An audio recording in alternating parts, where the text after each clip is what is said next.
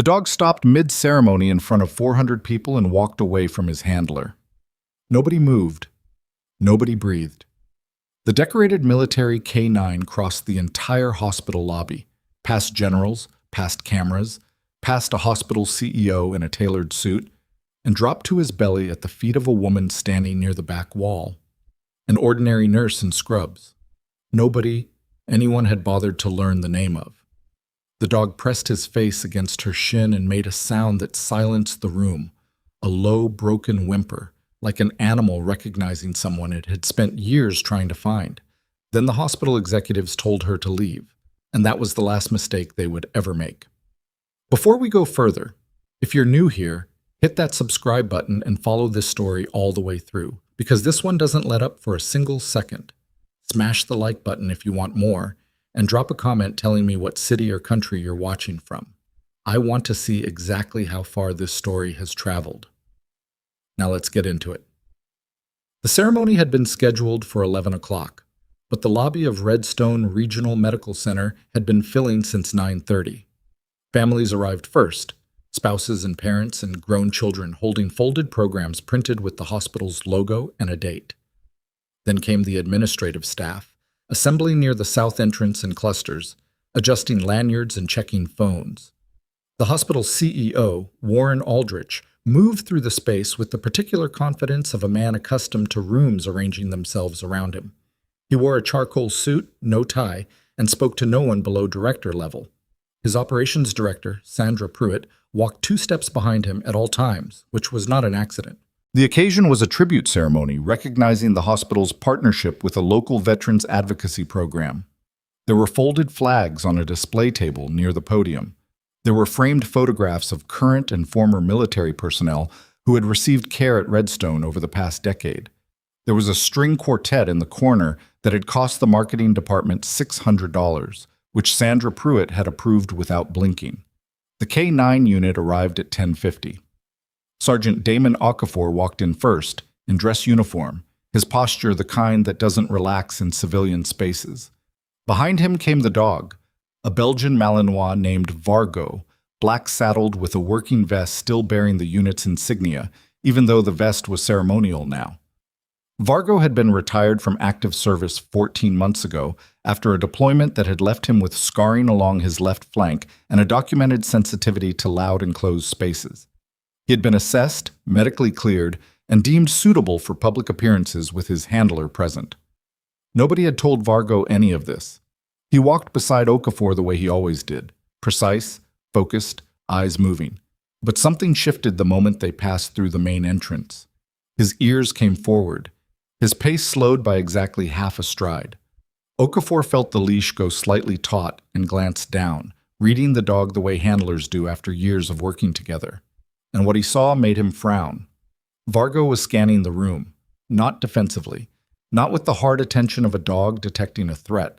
He was looking for something specific, sweeping the lobby with the kind of focused urgency that Okafor had only seen from him once before, in a very different place, under very different circumstances. The quartet had started playing. Warren Aldrich stepped toward the podium. Vargo stopped walking. The leash went taut.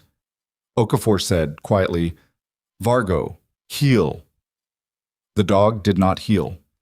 He turned 45 degrees to the left, away from the podium, away from the display table, away from the assembled dignitaries, and began moving across the lobby at a deliberate, unhurried pace that left Okafor no choice but to follow. The quartet stopped mid-phrase. 400 people watched a decorated military dog cross the lobby in silence, angling toward the back wall where the support staff stood. Nurses, orderlies, 2 pharmacists, a lab tech who had come down specifically to see the ceremony. The people who had not been given seats. The people who lined the perimeter because there hadn't been enough chairs and nobody senior had suggested getting more. Vargo walked directly to a woman standing near the 3rd column from the east wall and lay down at her feet. He pressed his face against her shin. He made a sound, once, low and broken, and then went still, his eyes closed, his body completely relaxed in the way dogs only go when they feel safe. Claire Bennett looked down at him. She was 31. She had been working at Redstone for 11 weeks, brought in through a contract placement agency to cover the ER night rotation after 2 senior nurses had left the unit in the same month. She had short dark hair she kept back with a plain elastic. She wore the same scrubs everyone else wore, navy blue with the hospital's emblem on the left chest, and she had come to the lobby because her charge nurse had told her attendance was expected, not because she had any particular interest in ceremonies. She crouched, slowly, and placed one hand on Vargo's shoulder. The dog exhaled.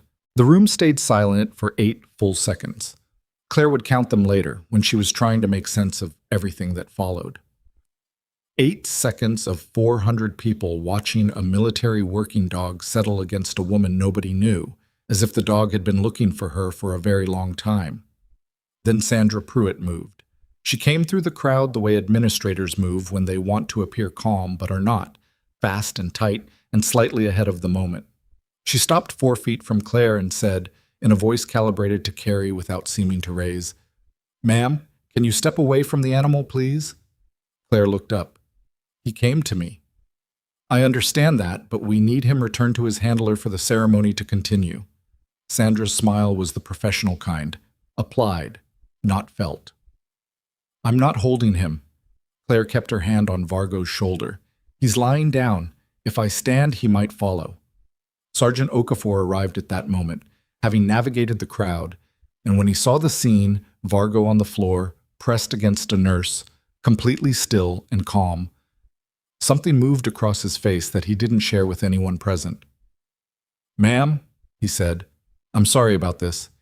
He doesn't usually—" He stopped, looked at Claire's face. "Have you worked with military dogs before?" "I've been around them," she said. She didn't elaborate.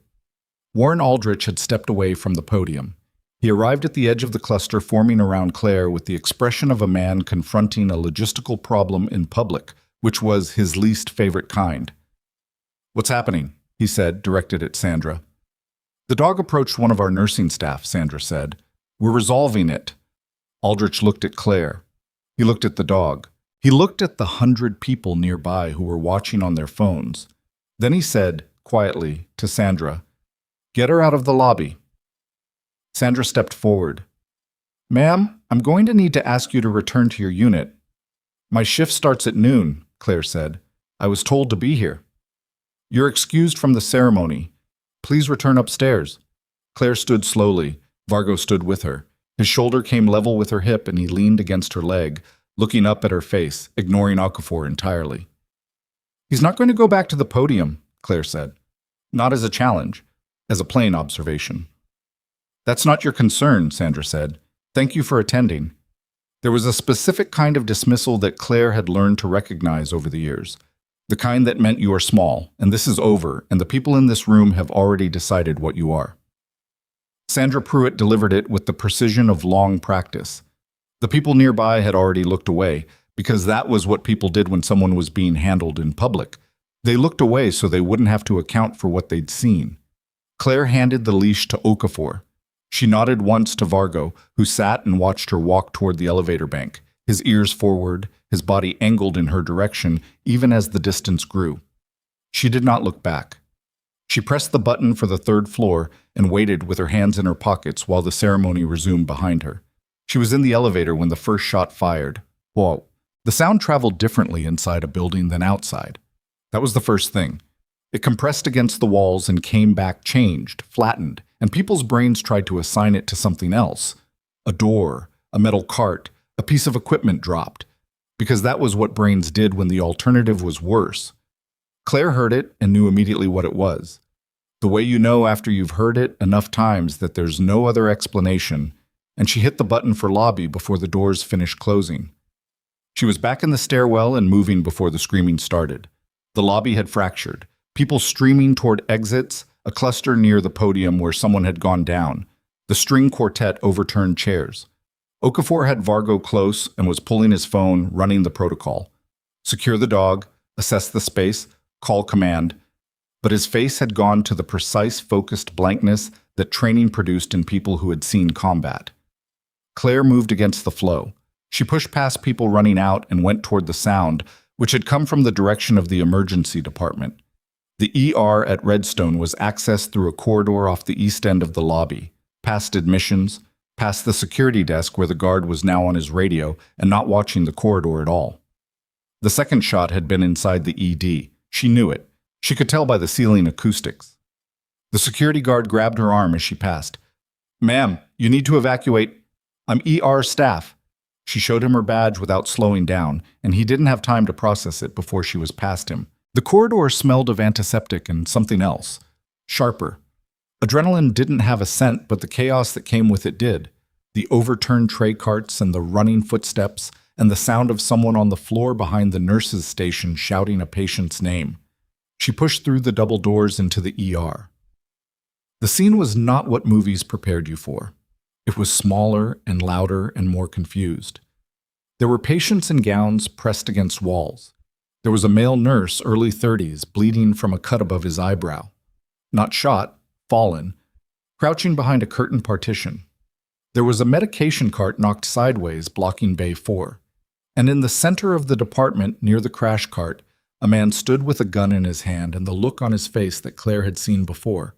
The look that meant this person had come here for a reason, and the reason had collapsed somewhere between intention and arrival, and now there was only the gun and the silence and the waiting.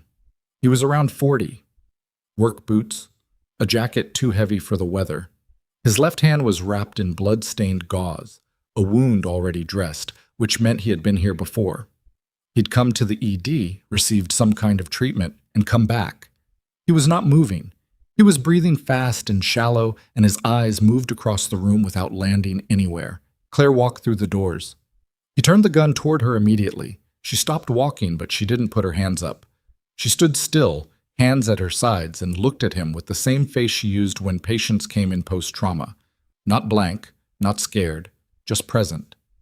The face that meant, "I see you. I'm not going anywhere." "Who are you?" he said. It wasn't quite a question. "Nurse, Claire Bennett." She kept her voice level, not soft.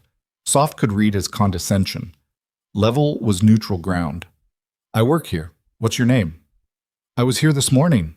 His voice cracked on the second word. "They told me to wait. I waited 5 hours, and nobody looked at my hand, and then they told me my chart got misplaced and I had to start over." "That's not right," Claire said. "That shouldn't have happened." "My name's on the board. It's been on the board since 6 a.m. His grip on the gun had tightened, but his arm had dropped 4 inches. He wasn't aiming at her. He was holding it because it was the only thing that had made anyone pay attention. I needed somebody to actually look." Claire took 2 steps forward, slow, visible, no threat in her body. "What happened to your hand?" He blinked. The question caught him sideways. "Saw? Work accident? Tendon damage?" "They said maybe. They just wrapped it and told me to wait." "How long ago was the injury?" 11 hours. She nodded. 11 hours with a possible tendon laceration. No imaging, no assessment, wrapped and shelved. She had seen the triage board when she'd come through last night. She had noticed names that had been sitting too long. She had flagged it to the charge nurse and been told the metrics were fine and to focus on her assigned patients. "I'm going to look at your hand," she said. "Right now, put the gun down on that cart." He stared at her. "Why would I?" "Because you came here to get your hand looked at," she said. "Not for this." "I know that. You know that. Put it down." 30 seconds. He put it on the cart. She crossed the room and picked it up without breaking eye contact with him, and in the same motion set it behind her on the floor away from both of them. And then she took his injured hand and began unwrapping the dressing with the same focused attention she gave every patient. The laceration was deep. Flexor tendon involvement, almost certainly. She could feel the abnormal tension in his palm when she pressed gently on the surrounding tissue. "You need surgery," she said. "Today. Within the next 4 hours if you want full function." He exhaled. Something in him broke loose and he sat heavily on the edge of the nearest bed and put his face in his free hand and started shaking. Behind her, the double doors came open. 2 uniformed officers, tactical vests. They saw the gun on the floor, then Claire, then the man sitting on the bed, and stopped, uncertain what they were looking at. Claire looked over her shoulder. He's not a threat. I need a surgical consult on a tendon lac, and I need someone to track down why his chart disappeared this morning. She looked back at the man. What's your name? Martin, he said, his voice rough. Martin Hale. Mr. Hale, you're going to be okay. She believed it. Whether or not the hospital deserved that confidence was a different question, but she believed it for him. The officers stepped into the room slowly, hands no longer on their weapons. One of them started to say something to Claire, and she cut him off. Give me 5 minutes with this patient before anyone else comes in here. Her tone wasn't loud. It didn't have to be. The officer looked at her badge, looked at the situation, and nodded. The nurse with the forehead laceration, she now saw his ID, Marcus Webb, charge nurse, 3rd year, had come out from behind the curtain partition and was watching her with an expression she didn't have time to read. The other staff were beginning to surface from where they'd sheltered.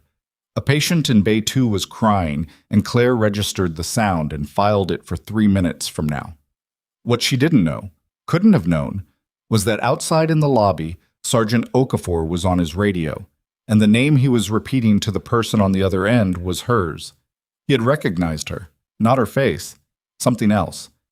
The way she had crouched, the way she had placed her hand on Vargo without hesitation or performance, with the particular assurance of someone who had done it in the field. And he had run what he knew through what he'd seen, and the equation had produced a result he couldn't account for, and so he had called it in. The response unit was already en route.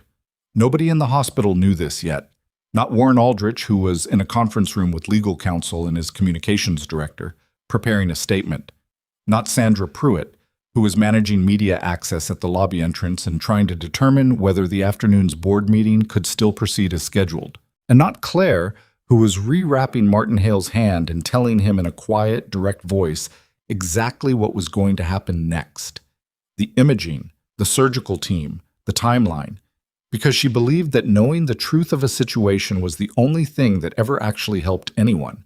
And because she had learned that belief a very long time ago, in a very different place, in a uniform that no longer existed in any file you could access without the right clearance level. Outside the ED doors, someone was beginning to ask questions nobody inside the hospital could answer. The answers were sealed in a classified military record under a name that nobody here had thought to look up. They were about to. The questions started before the tactical team even reached the parking structure. Sergeant Okafor was standing outside the lobby's east entrance when the black SUVs pulled in. 3 of them, moving with the particular unhurried precision that meant the people inside already knew the layout of the building and had made their decisions before they arrived. He watched the doors open and counted 6 personnel in tactical gear, then a 7th in a different configuration. Same vest, no helmet, a rank insignia on the shoulder that made Okafor straighten involuntarily. Major Delia Farrow stepped out of the second vehicle and looked at the building the way people with her kind of experience always looked at buildings before entering them. Exits, sightlines, structural vulnerabilities, all of it processed in about 4 seconds before her eyes found Okafor. Sergeant? She didn't extend her hand. Situation? Shooters neutralized. One of your ER nurses walked in and talked him down. Okafor paused. She also secured the weapon. Farrow looked at him. Nursing staff. That's what her badge says. He kept his voice neutral. Her name's Claire Bennett. Something happened in Farrow's face. Not much. She was not the kind of person whose face gave much away, but something shifted. A recognition that moved through her eyes and then disappeared behind the professional stillness. She turned to the agent on her left and said, "Run a full cross on that name. Priority pull. I want it before we go through those doors." "Already requested it," the agent said. 20 minutes on the secure verification." 15, Farrow said. She looked back at Okafor. "Where's the animal?" Vargo was sitting at Okafor's left heel, still in his ceremonial vest, watching the exchange with the alert stillness of a dog trying to locate a scent. When Farrow said nothing further about the dog, he turned his nose toward the hospital entrance and made a low sound in his chest that wasn't quite a whine. "He's been doing that since she left the lobby," Okafor said. Farrow looked at the dog for a moment. Then she said, "Bring him," and walked toward the entrance. Shapkorsham.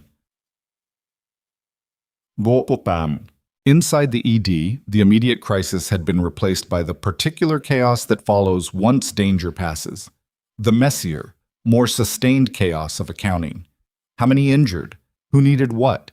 Which patients had been displaced and where? The two officers who had entered first were managing Martin Hale, not unkindly, while a surgical resident who had arrived at a run from the third floor examined his hand with the focused alarm of someone who understood immediately that 11 hours was too long. Claire was at the nurse's station, working. Not processing, not decompressing. Working. She had pulled up the triage board on the secondary monitor, the one the charge nurses used to track flow, and she was reading through the morning's entry log with the precise attention of someone who had found something wrong and was now building the shape of how wrong it was. Marcus Webb, the charge nurse with the forehead laceration, butterfly closure now, self-applied, stood beside her and watched her work. "You should sit down," he said. "That was what you did in there." "How often does this happen?" Claire said. She didn't look up. "How often does what happen?" "Charts going missing, patients waiting past triage window." She scrolled up. Martin Hale wasn't the only one. "Here." She tapped the screen. "Patient documented at 6:40. Next note is 11:20. That's 4 hours and 40 minutes between initial triage and first clinical contact." Marcus shifted his weight. "Sometimes the board gets backed up." "That's not backup. Backup is an hour, maybe 2 on a bad day." She scrolled again. This one from last Thursday. 72-year-old chest pain flagged as non-urgent. 5-hour wait. She went to imaging at hour 6. Claire stopped. "What happened to her?" Marcus didn't answer immediately. That was its own kind of answer. "Marcus?" Claire looked at him now. "What happened to her?" "She was transferred to the ICU," he said. NSTEMI. "She made it, but—" He stopped. "Look, I filed an incident report. I filed 2. Nothing came back." Claire looked at the screen for another moment. Then she looked toward the ED entrance, where the sound of new arrivals had just reached her. Boots on linoleum, the organized movement of people who moved like they owned whatever ground they stood on. Major Farrow came through the double doors first. She swept the room the same way she'd swept the building exterior, and then she saw Claire behind the nurse's station, and she stopped walking for exactly 1 second before continuing. The team spread out automatically, covering the space without being asked. Vargo came through behind Okafor, and the moment the dog crossed the threshold, he turned directly toward Claire and moved toward her at the end of his leash with a focused pull that Okafor didn't fight. Claire watched the dog come. She watched the team. She watched Farrow's face. She kept her own face still. Vargo reached the nurse's station and pressed his muzzle against Claire's hand, and she curled her fingers over his ears without looking away from Farrow. "Claire Bennett," Farrow said. "Not a question." "Yes." "Major Delia Farrow, DOD Investigative Unit. I need to ask you some questions. I have patients. Your patients have been stabilized." Farrow stepped closer.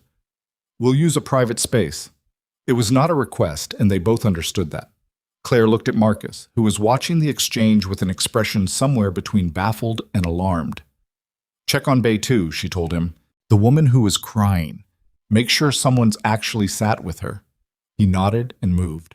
She came around the nurse's station and followed Farrow into the small family consultation room off the main corridor, the one with the box of tissues on the table and the chairs positioned in a way that was supposed to suggest equal footing, but never quite did.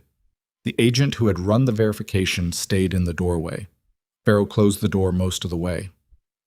"Who trained you?" Farrow said. Not softly, not harshly, straight across. Claire looked at her. "I'm a nurse." "I know what your badge says. I'm asking about the situation you just handled." Farrow's eyes didn't move from her face. "You walked into an active armed incident. You executed a tactical disarm without physical contact. You triaged a room in crisis and directed law enforcement without flinching." Pause. "Nurses don't do that." "Some do," Claire said. "Not like that." Farrow leaned forward fractionally. "Who trained you?" Claire held the silence for 3 seconds. It was a specific kind of silence, not evasive, not uncomfortable, just measured.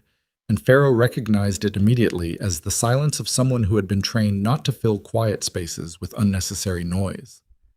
"I used to wear a different uniform," Claire said. Pharaoh sat back. Something in her posture changed.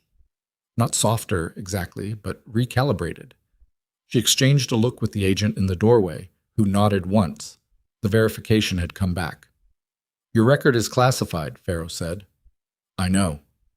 "Heavily." A beat. 5 levels above what my standard clearance pulls.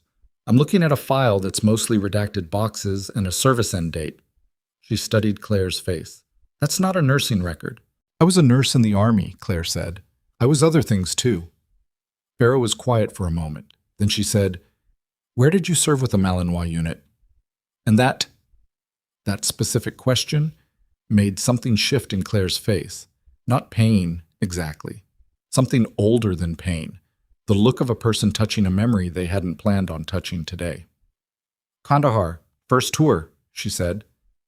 "Then a forward position I'm not going to name in this building." "Vargo wasn't stationed in Kandahar," Pharaoh said. "No, he was on the second deployment." Claire glanced toward the door, toward where the dog was, though she couldn't see him. "His handler was a staff sergeant named Breckett. We were under fire in a collapsed structure, and Breckett took a fragment hit to the leg. Femoral involvement. I kept pressure on the wound for 40 minutes while the dog held the perimeter." She paused. "Vargo let me touch him during that whole stretch. Stayed close to me the entire time. Dogs remember body chemistry, not faces." Pharaoh was very still. "Is Breckett—" Claire started. "He survived," Pharaoh said. "Medically separated 2 years ago. He's in Tucson." Claire nodded. She didn't say anything else, and Pharaoh let the quiet stand for a moment before she shifted. "I need you to understand what's about to happen," Pharaoh said. "When we pull a classified record at this level, it triggers a review process. That process involves notifying the relevant command structure, which means senior officers are going to be aware of your current location and situation within the next hour." "I understand." "The hospital administration is going to be made aware that their nursing staff include a former service member whose record we are actively reviewing." Pharaoh paused. "They're not going to like that." "They already don't like me," Claire said. "They had me escorted out of a lobby ceremony this morning." Pharaoh looked at her. "Why?" "Because the dog sat down at my feet and it embarrassed the CEO." Claire said it flatly, without heat, and the flatness of it made it land harder than anger would have. "They told me I was excused, sent me back to my unit. And then you walked back through an active shooter scene. I heard shots while I was in the elevator." "You went toward them," Pharaoh said. "There were patients." Pharaoh held her gaze for a long moment. Then she said, almost to herself, "Breckett's dog sat down for you in a hospital lobby," and left the rest of that sentence where it was. She stood. "Stay available. Don't leave the building without telling one of my team." She moved toward the door and stopped with her hand on the frame. "Bennett, the incident with the triage board you were looking at when I came in." Claire looked at her. "Whatever you found, document it. Everything. Time-stamped. Your own notes. Not on the hospital system." Pharaoh's voice dropped half a register. "Do it now, before someone realizes you were looking." She left without explaining why that mattered. Claire stood in the consultation room for a moment after the door swung mostly shut, alone with the tissue box and the reconfigured chairs and the particular weight of a conversation that had opened several doors she hadn't planned on walking through today. Then she went back to work. Warren Aldrich found out about the military team at 12:47 from Sandra Pruitt, who had found out from the security supervisor, who had found out because 6 people in tactical vests walking through a lobby tended to be noticed. "What branch?" Aldrich said. "DOD," Sandra said. "The supervisor said they had federal credentials." "Why is the Department of Defense in my hospital?" "I don't know yet." "Find out."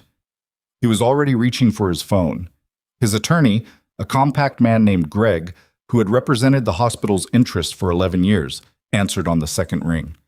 Aldrich explained the situation in 45 seconds and then listened for 90. "All right," he said when Greg finished. "Can we limit their access?" He listened again. "What about the nursing staff? If they're interviewing employees without HR present..." He stopped. His jaw shifted. Fine, but I want someone from legal in the building now. He ended the call and looked at Sandra. Tell me about the nurse. Sandra's expression changed in a way that, to someone paying close attention, might have indicated she was carefully deciding what version of events to offer. She was at the ceremony. The dog approached her. We asked her to return to her unit. Her name? Bennett. Claire Bennett. Contract placement? She's been here. Sandra checked her phone. 11 weeks. What do we know about her? She came through MedLink staffing agency. Standard background, clean record, solid references. Sandra paused. She's ER night rotation. Nothing notable. Aldrich turned to the window. Outside, the parking structure was now hosting 2 black SUVs and a uniformed officer directing traffic. The military team went straight to the ED, he said. Yes. And she's in the ED. She was the one who... Sandra stopped, started again. During the shooting, she went in before law enforcement. She disarmed the suspect. Aldrich turned back. The look on his face was not the look of a man impressed. It was the look of a man reassessing a variable he had underestimated and finding the reassessment uncomfortable. Who authorized her to do that? Nobody. She just did it. That is a significant liability, he said. Warren. Sandra's voice was careful. She saved 4 patients and got the gun off the suspect before anyone else could get in there. And if something had gone wrong, we would own every piece of that. He shook his head. I need to know exactly who this woman is before the military decides to tell us. He was going to find out, just not in the order he expected. At 1:15, Major Farrow's agent, a lean, quietly efficient man named Pierce, came to the nurse's station with a tablet and a look on his face that said he'd received news that had changed the shape of his afternoon. He found Claire at the medication cart, pulling a chart update on a patient in Bay 3 who had been mid-procedure when the incident began and needed everything reset. She looked up when he approached, and she read his face the same way Farrow had read her silence, accurately and without requiring explanation. It came through, she said. Full declassification request is in process, Pierce said. Pending review, estimated 48 hours. But the preliminary pull... He stopped, lowered his voice. Major Farrow needs you to know that your service record is going to generate notifications to people who have been waiting for those notifications. Some of them are going to want to come here. Who's coming? He named a rank that made Marcus Webb, passing behind Pierce with a medication tray, actually stop and look up. When? Claire said. This evening, maybe sooner. Pierce hesitated. There are also some concerns about the hospital. What you were looking at on the triage board this morning. Can you walk me through what you found? Major Farrow told me to keep my own documentation. She did, and she'd like you to share it with our team. He paused. We've been in contact with someone who filed complaints here. Those complaints were buried. We don't know by whom yet. Claire looked at him steadily. How many complaints? 4 that we know about, possibly more. His voice stayed even, but something behind it didn't. All of them filed in the past 8 months, all of them related to patient outcomes. The medication cart felt suddenly like the wrong place to be standing. Claire looked at the board. At the names cued, the hours tallied, the code she had been reading for 11 weeks as a new employee trying to understand the rhythm of a unit, and only now understanding that what she'd been reading was not a rhythm at all but a pattern, and patterns had architects. I need an hour, she said. I have 3 patients who need attention before I can step away. Pierce nodded. 1 hour. He left. Marcus appeared at her elbow the moment Pierce was out of earshot. He looked like a man standing at the edge of a decision he hadn't finished making yet. How deep does it go? He said. Claire looked at him. The triage irregularities? The whole thing, he swallowed. I have copies, he said, of the complaints. Not all 4. I only knew about 2. But I kept copies when the system flagged them as resolved, and they weren't resolved, they were just gone. He looked at the floor. I didn't know who to give them to. Now you do, Claire said. He exhaled. It was the exhale of someone who had been carrying something heavy for longer than they should have. The woman from last Thursday, he said. The NSTEMI. I think she wasn't the only one. I think there were others. Claire nodded slowly. She wasn't surprised. She wished she was. From the corridor behind them, a sound. The main entrance, automatic doors, the specific rhythm of multiple sets of boots moving in formation. Not the same as Pharaoh's team. Different weight, different pace. Pierce appeared in the doorway of the ED, and the look on his face was the look of a man watching something arrive that he had been told to expect, but was still not entirely prepared for. Claire turned toward the entrance. The officer leading the group through the corridor was in full dress uniform. Behind him, two more, the same. And behind them, someone who was not military at all. A woman in a dark suit carrying a federal identification badge on a lanyard, walking like someone who had legal authority to be anywhere she wanted to be. The officer in the lead stopped when he reached the ED. He looked at the room. He looked at the nurse's station. Then his gaze found Claire, and he stopped looking anywhere else. "Staff Sergeant Bennett," he said. The title moved through the room like a current. Marcus looked at Claire. Pierce looked at Claire. The two officers flanking the entrance looked at Claire. Claire hadn't been called by that title in 4 years. She felt it land in her chest in a way she hadn't expected. Not warmly, not badly, just fully, the way things land when they're real. "I'm a nurse now, sir," she said. "You were a nurse then, too." The officer stepped forward and extended his hand. "Colonel James Whitaker, Army Medical Command. We've been trying to locate you for 18 months. Claire shook his hand. Her grip was steady. "Why?" "Because a commendation was approved 14 months ago, and nobody knew where to send it." He held her gaze. "And because 3 hours ago, Major Pharaoh's report crossed my desk, and I need to understand why one of my most decorated former combat medics is working contract rotation at a hospital in Colorado that is currently under federal scrutiny." The word scrutiny landed differently than anything else had. Not for Claire. She had already arrived at the shape of this on her own. It landed for the hospital. Pierce was already on his radio. And somewhere on the 4th floor, in a conference room where Warren Aldrich and his attorney were preparing statements, someone knocked on the door with an expression that meant the statement preparation was about to become irrelevant. Claire looked at Colonel Whitaker. "How much do you know about the triage records?" "Tell me," he said. So she did.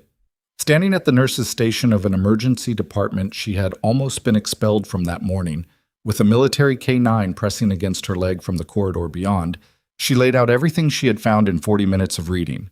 The gaps, the timestamps, the patterns, the names. She spoke without notes, from memory, with the precise clinical recall of someone trained to retain information in conditions where notes were not an option. Whitaker listened without interrupting. The woman with the federal badge listened and typed. When Claire finished, the colonel looked at the federal agent and said nothing. He didn't need to. She was already on the phone. And in the hallway outside the ED, where hospital security had positioned themselves at a discreet distance because nobody had told them they were allowed to do otherwise, the sound of a second set of federal vehicles pulling into the parking structure reached the building through the walls. Vargo lifted his head. His ears went forward. Whatever was coming through those doors next had already been set in motion before the morning ceremony began, before Martin Hale had walked through the ED entrance with a gun and a desperate wound and nowhere else to go, before anyone in this building had made the decision to hand Claire Bennett a badge, assign her to nights, and assume she was exactly as small as she appeared. They had built an entire system on that assumption. It was about to become the most expensive mistake this hospital had ever made. Part 3. The second set of vehicles brought 4 people, and 3 of them were not military. The 4th was a lieutenant colonel from the Army's Inspector General office named Harlan Sykes, who moved through the ED corridor with the contained energy of someone who had been briefed on a plane and hadn't liked what he'd read. The 3 civilians beside him carried federal identification from 2 different agencies, and one of them was rolling a hard-sided case that clinked when it moved, the sound of equipment that cost more than most people's cars. Colonel Whitaker met Sykes at the threshold. They shook hands briefly and exchanged something in low voices that Claire could not hear. Then Whitaker turned back and said, "We need the records room." That was directed at no one in the ED specifically, which meant it was directed at whoever was going to have a problem with it. The problem arrived in approximately 4 minutes, in the form of Warren Aldrich's attorney, Greg, who came down the corridor at a controlled pace with his phone pressed to his ear and a hospital security supervisor behind him. Greg was the kind of attorney who had learned to project calm as a professional tool, the kind of calm that said, "I am not rattled by this and I have handled worse." But his eyes were doing something different, the rapid calculation of a man who was reading the room and didn't like the math. "I'm going to need to see those credentials," Greg said, stopping in front of Sykes. Sykes handed them over without breaking stride. "You can review them while we walk." "Records room. Where is it?" "I haven't authorized access to hospital records." "You don't need to." Sykes kept moving. Federal Health Fraud Statute, Section 1347. We have parallel authorization from the Inspector General's office and a preliminary warrant that covers patient records, administrative logs, and communications for the period in question. He looked at Greg over his shoulder. "If there's something you want to tell me before we go in there, now's a reasonable time." Greg's composure held, but only technically. He said, "I need to consult with my client." "Consult on the move," Sykes said. "We're not waiting." Aldrich appeared at the far end of the corridor 30 seconds later.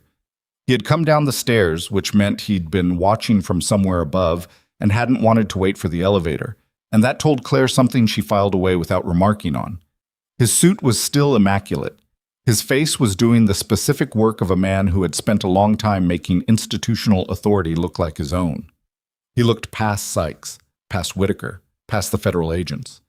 He looked directly at Claire, who was standing at the nurse's station where she had been for the last 20 minutes, and the look on his face when he found her was not the dismissive indifference of that morning. It was something narrower and considerably colder. "Ms. Bennett," he said. He said it the way people say a name when they want to establish that they know it, that they've done the work of finding it out, that they intend to use it. "Mr. Aldrich," Claire said. He opened his mouth. Sykes stepped into his sightline, not rudely, just occupying the space. "Mr. Aldrich, I'm Lieutenant Colonel Harlan Sykes. I need access to your records room, your administrative server logs for the past 14 months, and your triage documentation system. We can do this cooperatively, or I can have a federal marshal here in 90 minutes, and we'll do it the other way." A pause. "The cooperative route takes about 3 hours. The other route takes longer and ends up in public filings." Aldrich held the eye contact for 5 full seconds. Claire watched him calculate.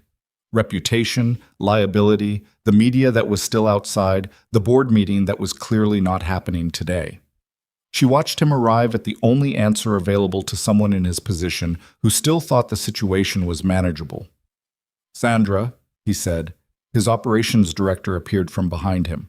"Show them to the records room." He said it like he was granting permission. He was not granting permission.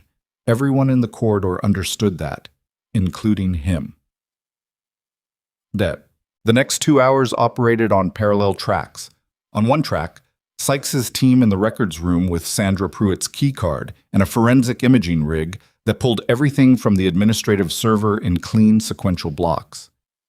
The woman rolling the hard-sided case turned out to be a digital forensic specialist named Ortega, and she worked with the focused efficiency of someone who had done this specific thing many times and had stopped being surprised by what she found. She wasn't surprised today either, which said something about what she was finding. On another track, Claire, given a small office off the nursing lounge by someone who seemed to understand that giving her space was currently the right instinct, compiling her own documentation. Not on the hospital system. On paper, with a pen, in the clear, precise handwriting she'd developed in the field where digital record-keeping was occasionally not an option. She wrote timestamps, patient identifiers where she had them, the specific discrepancies she'd read on the triage board, what Marcus had told her, what she'd noticed in her own 11 weeks on the unit. She worked fast, and she worked without second-guessing, the way you do when you've been trained to produce accurate reports under conditions considerably worse than a small office with institutional carpet. Marcus knocked on the door at 2:40 and handed her a folder. "The copies I mentioned," he said. "The 2 complaints I kept." She took the folder. She looked at the top sheet. Patient name, date, outcome. The complaint was handwritten, which meant Marcus had written it out by hand after the digital version disappeared, and the fact that he'd done that told her something about the kind of person he was. The kind who didn't trust that the system would hold what it was supposed to hold. Who received the original filings? She asked. Sandra Pruitt's office, both times. Standard protocol, patient complaints, route to operations. He was leaning against the doorframe. He looked like someone who hadn't slept properly in several weeks. First one came back marked resolved, insufficient evidence. Second one just stopped existing. No response, no record, nothing. Claire looked up from the folder. Did you know Darlene Oakes? Marcus blinked. Bay 4 charge nurse, she left in... He stopped. 6 weeks ago. She said she was taking a position in Denver. Did she say that to you personally, or did you hear it secondhand? He thought about it. Secondhand? Sandra announced it in a staff briefing. His voice was getting quieter. You think she didn't leave voluntarily? I think she filed a complaint before she left, Claire said. I think it might have been the fourth one Farrow's team mentioned. She closed the folder. I need you to write down everything you remember about those 2 months. Everything. Who said what? When meetings happened. Anything you noticed that seemed off. Don't edit it for plausibility. Just write what you saw. He nodded. He was already processing something. The night the NSTEMI patient came in, he said. The one from last Thursday. She'd been triaged as a 3. ESI level 3. Urgent but not immediate. Her presentation? Chest pain, diaphoresis, 40-minute onset. She should have been a 2. He met Claire's eyes. I asked the triage nurse about it. She said the computer had auto-populated the level and she hadn't thought to override it. The computer, Claire said. The triage system. He paused. It's not supposed to auto-populate acuity. The nurse assigns it manually. Claire set the pen down.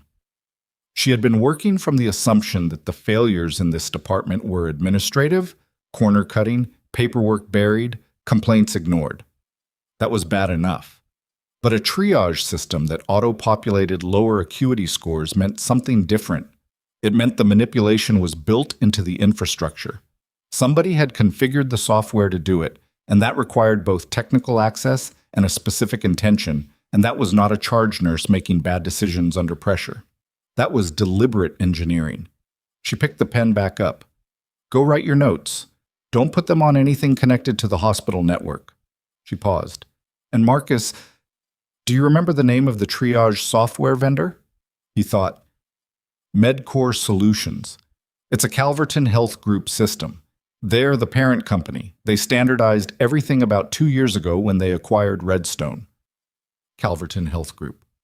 She wrote it down and underlined it. At 3:20, Ortega from the forensics team knocked on the door of the small office and placed a printed sheet on the table without preamble. This is a summary of what we've pulled so far, she said. She was not unkind, but she was efficient in the way of someone who had too much to do to waste time on transition.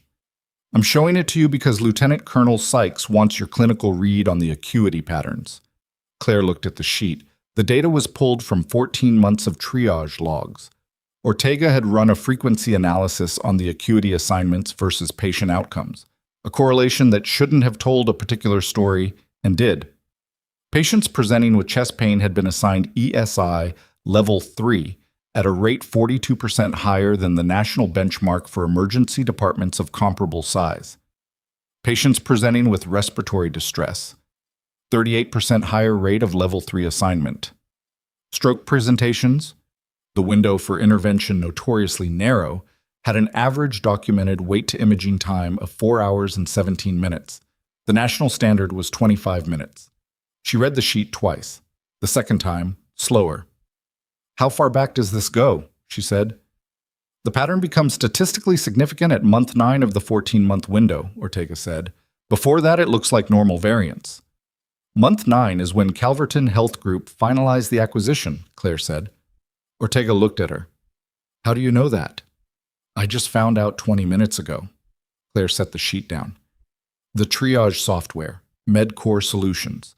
It's a Calverton system. Can your team pull the system configuration logs? Not the patient records, the software configuration. The settings that determine how the automated fields populate. Ortega was already typing on her tablet.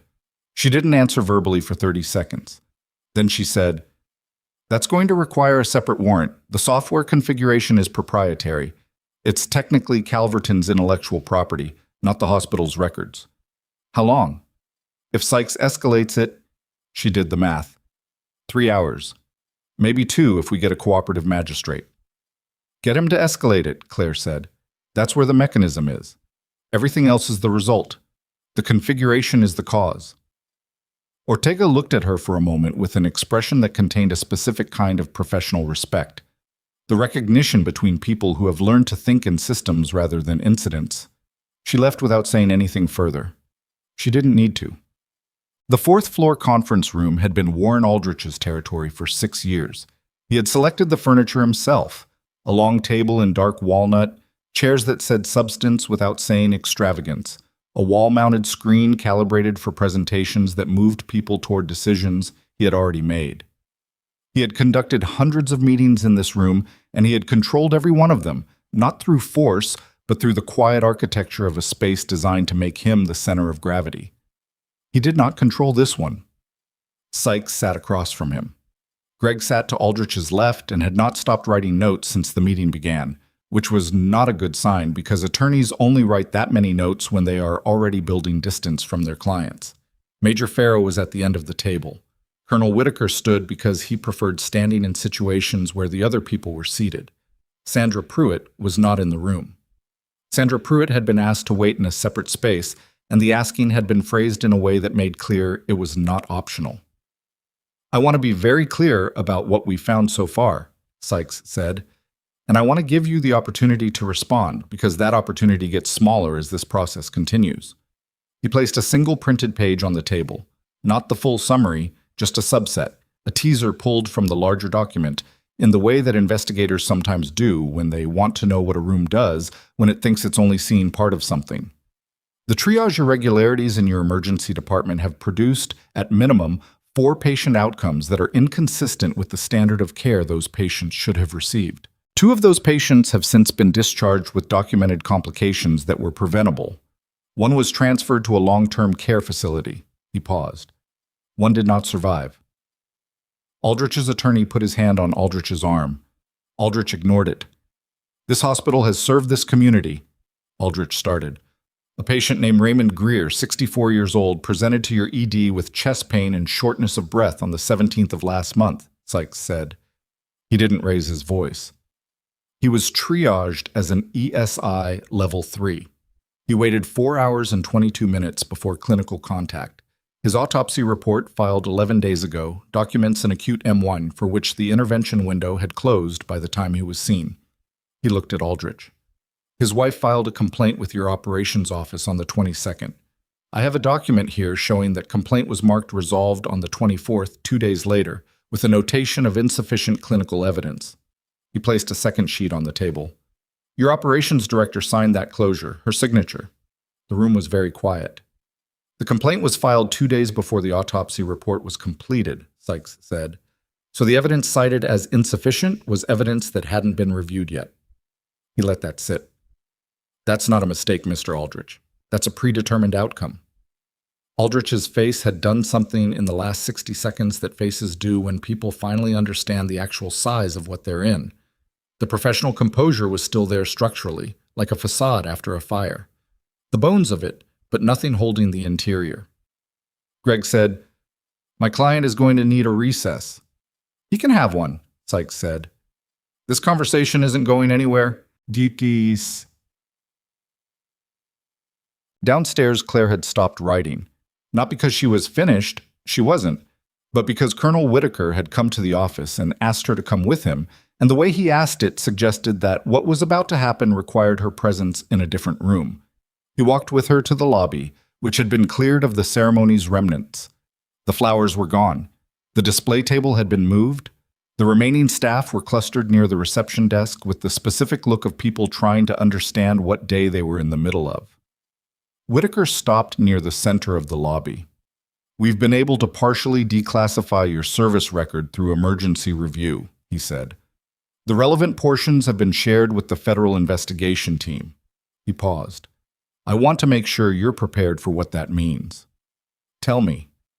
Your second deployment included a classified support role attached to a special operations medical element. The details of the missions are still sealed. They'll stay sealed. What isn't sealed anymore is your combat record, your commendations, and the incident report from the structural collapse in Kandahar. He met her eyes. Sergeant Brackett's account of what you did in that building is in the record. 40 minutes under fire, femoral hemorrhage, one functional hand for the last 12 of those minutes because your other hand was on a wound. Claire said nothing. You received a commendation for that action that was processed and then buried under your classification level for 14 months. His jaw was set in the particular way of someone who was angry about something they couldn't change retroactively. The officer who processed it assumed you were still in service and filed it accordingly. When you separated, the record sealed and the commendation went with it. I know, she said. Does it matter to you? That it's being recognized now? She thought about that honestly, which she owed him. It matters that the record is accurate, she said. Whether it's recognized, she stopped, started differently. There were nurses in that building with me who are still not in any record at all. Enlisted medics who did things I couldn't have done. The recognition, I don't know what to do with that part. Whitaker nodded. He seemed to have expected something in that range. There's something else, he said. The investigation that's happening upstairs. The corporate structure of Calverton Health Group. Our team has been working with the federal investigators, and there are elements of this that are larger than this hospital. I know that too, she said. The triage software configuration is a Calverton system.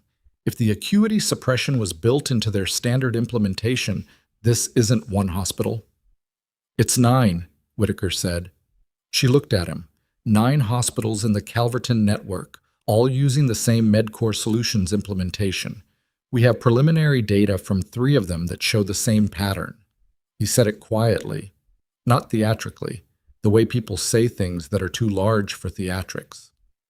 The software was configured to suppress acuity scores on high-cost presentations, chest pain, stroke, respiratory failure, the presentations that trigger expensive intervention pathways.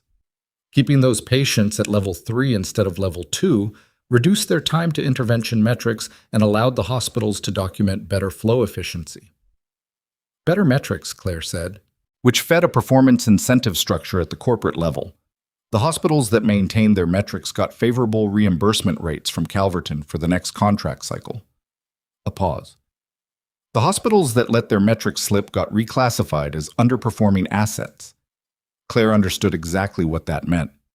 Underperforming assets got restructured, sold, or closed, which meant hospital administrators across 9 facilities had a direct financial reason to keep those metrics up. And the mechanism to do it had been quietly embedded in their own software, plausibly deniable, technically the vendor's configuration. Raymond Greer, she said, and others. Whitaker's voice was flat with the weight of it. We don't have a count yet. She put her hand on the column beside her. Not for support, just for something solid to press against. Who built the configuration? That's what the warrant will tell us. He looked at her. Ortega says you're the one who identified the mechanism. Marcus Webb identified the software anomaly. I just knew what it meant. That's not nothing, Whitaker said. She moved her hand from the column. She straightened. I need to go back to my patients. You're off rotation. Administration has been told. I'm not off rotation, she said. There are patients in that department who have been in a disrupted unit for 3 hours. Half the staff are either being interviewed or managing the fallout from this morning. My patients don't have time for the administrative situation. She looked at him with the particular directness of someone who had been underestimated enough times to have stopped softening it. I'm a nurse. That's still true regardless of everything else in my record. Whitaker looked at her for a long moment. Then, without making a thing of it, he stepped aside. She walked back to the ED.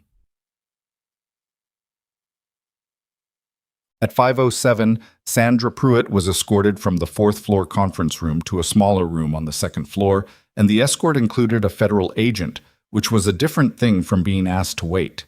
At 5:19, Ortega's team received the expanded warrant for the MedCore Solutions configuration files.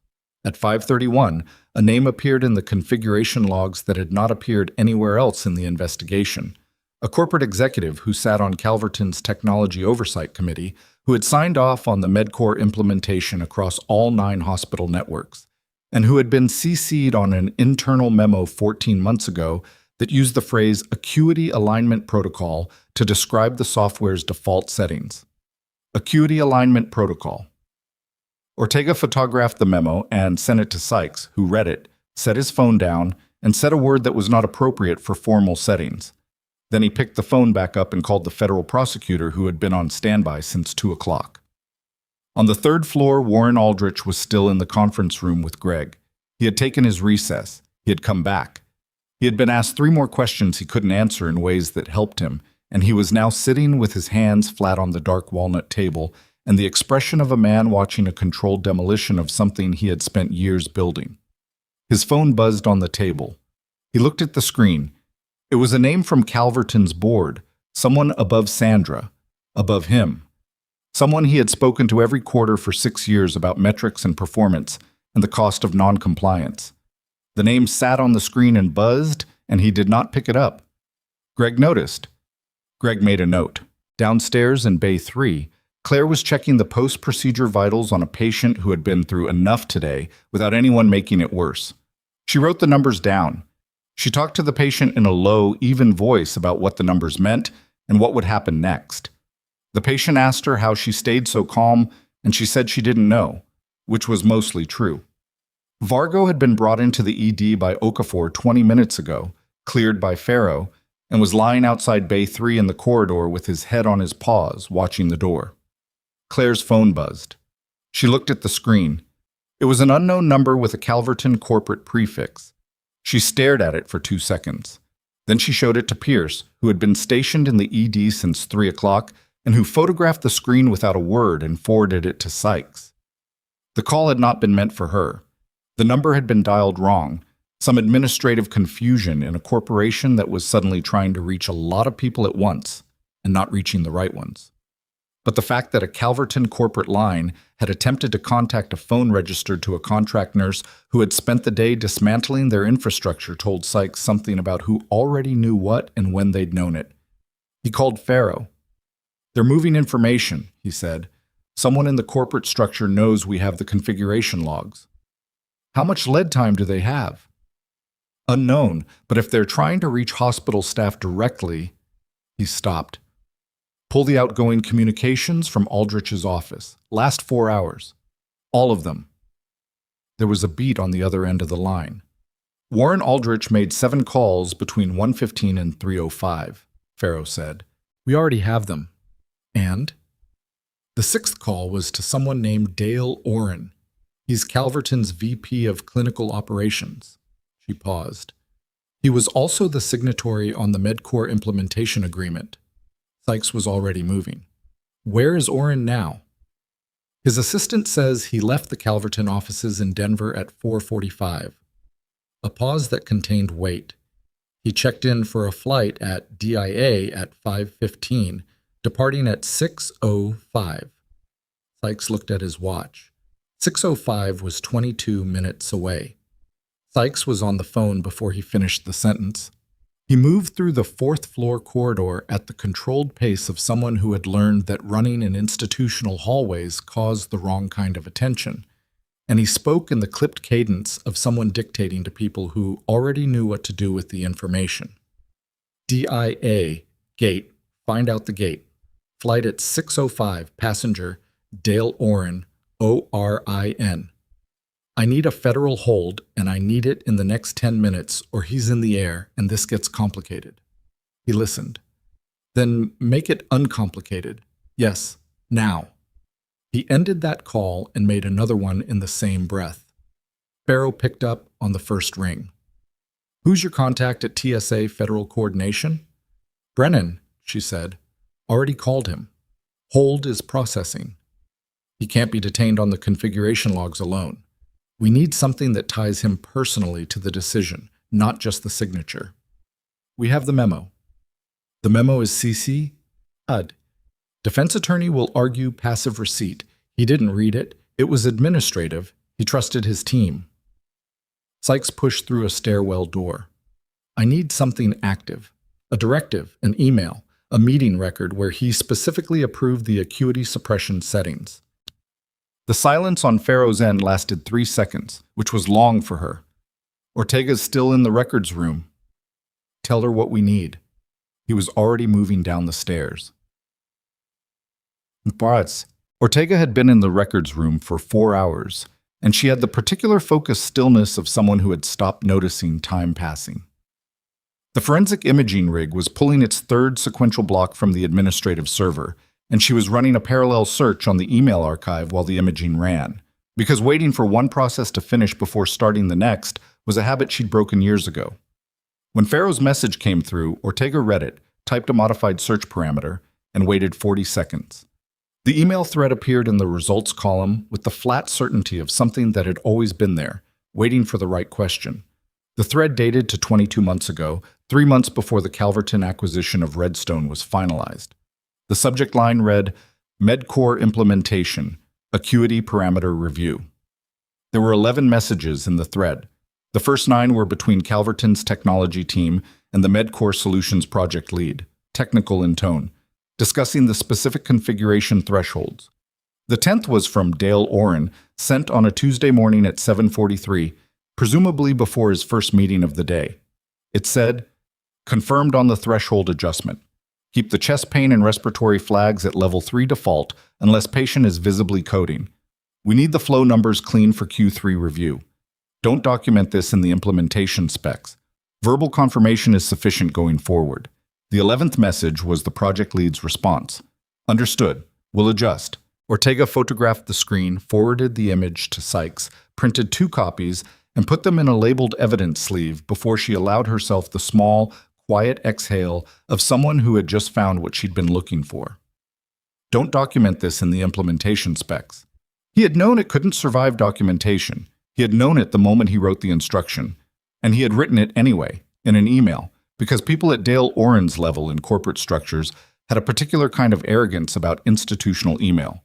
The arrogance of someone who had never had their server imaged by a federal forensics team, who believed that internal communications were internal, who understood that paper trails were dangerous but thought that danger applied to other people. Sykes received the forward, read it in the elevator, and called Brennan at TSA Federal Coordination. Hold the passenger, he said. We have a direct written directive. He knew what the configuration would do and he ordered it suppressed from the documentation specifically so it couldn't be reviewed. A pause. That's not negligence. That's intent. Dale Oren was pulled from the gate at Denver International Airport at 5:58, 7 minutes before his flight was scheduled to board.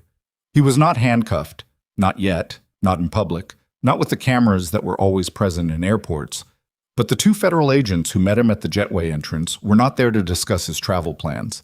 He was escorted to a private security office, and the door closed, and what happened in the next 20 minutes would later fill 11 pages of a federal charging document. He asked for his attorney immediately. That was allowed. His attorney was in Chicago and required 40 minutes to reach him by phone, which left Dale Oren alone in a room with 2 federal agents and the particular silence of a man who has spent 22 months telling himself that the threshold between corporate optimization and criminal conduct is wider than it actually is. It is not wide. It is, in fact, very narrow, and he had stepped across it in an email on a Tuesday morning and then ordered the footprints erased. Back at Redstone, the news of the airport detention traveled through Sykes' team in the specific way that significant developments travel through investigative units. Not with celebration, because the work wasn't finished, but with a recalibration of energy, a slight lowering of the tension that had been sustaining the pace for the last several hours. Pharaoh told Claire at 6:15.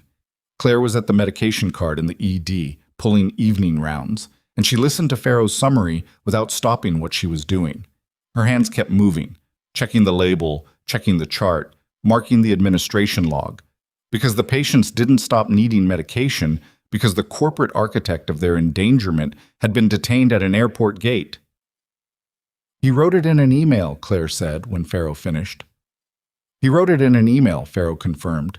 Keep the chest pain flags at level 3 unless the patient is visibly coding. She said it quietly, not as a question. She had already understood the mechanism from the configuration logs, But hearing the words that had created it was different from understanding it abstractly. It had weight. Raymond Greer had weight. The woman from last Thursday, who'd nearly missed her intervention window, had weight. All the names she hadn't read yet that were sitting in 9 hospitals across the Calverton network had weight. And Claire carried all of it at the same time without being able to put any of it down, which was the thing nobody told you about working in medicine, that you accumulated weight, and the accumulation didn't stop just because the shift ended. "The arrest comes next," Farrow said. "Probably tomorrow, pending the prosecutor's review. Tonight, they'll be processing the evidence package." "What about Aldrich?" "He's still upstairs with Sykes. Greg has been on the phone with a criminal defense attorney in Denver for the last hour, which tells you where that conversation is going." Farrow paused. "Sandra Pruitt asked for separate counsel 40 minutes ago. When people in the same organization start asking for separate counsel, it usually means they've started thinking about who's going to offer cooperation first." Claire handed the medication to the patient in Bay 3 and waited while the patient swallowed, then marked the log. The 4 complaints Marcus filed for. Were there others? From other staff? "We've identified 2 additional former employees who may have raised internal concerns before leaving the hospital." Farrow's voice was careful. "One of them is the nurse named Darlene Oakes." Claire had been right about that. She didn't feel good about being right about it. "Is she willing to talk to investigators?" "We're reaching out. That's all I know right now." Claire closed the medication cart. She looked at the board. The current board, the real one. Patients in real time with real numbers that she had personally verified. She had spent the last 2 hours going through every active chart in the department and checking every acuity assignment manually, because the software was still running and the software was still configured the way Dale Oren had told them to configure it. And until someone with the technical authority to change the settings did so, the mechanism was still active. She had flagged 4 patients since 3 o'clock whose acuity had been auto-populated at levels she'd overridden. She had documented each override with her rationale and her credentials. She had also sent a written note to the hospital's medical director, not Aldrich, the actual physician who held the clinical oversight role and who had spent most of the day in the building trying to understand what was happening to his department, asking him to issue a department-wide directive suspending the auto-population function pending the investigation. The medical director, a man named Dr. Philip Saris, had read the note, asked Claire 2 clinical questions, and issued the directive within 20 minutes. He was not part of what Aldrich and Sandra had built. He was the kind of person those structures depended on not paying too close attention.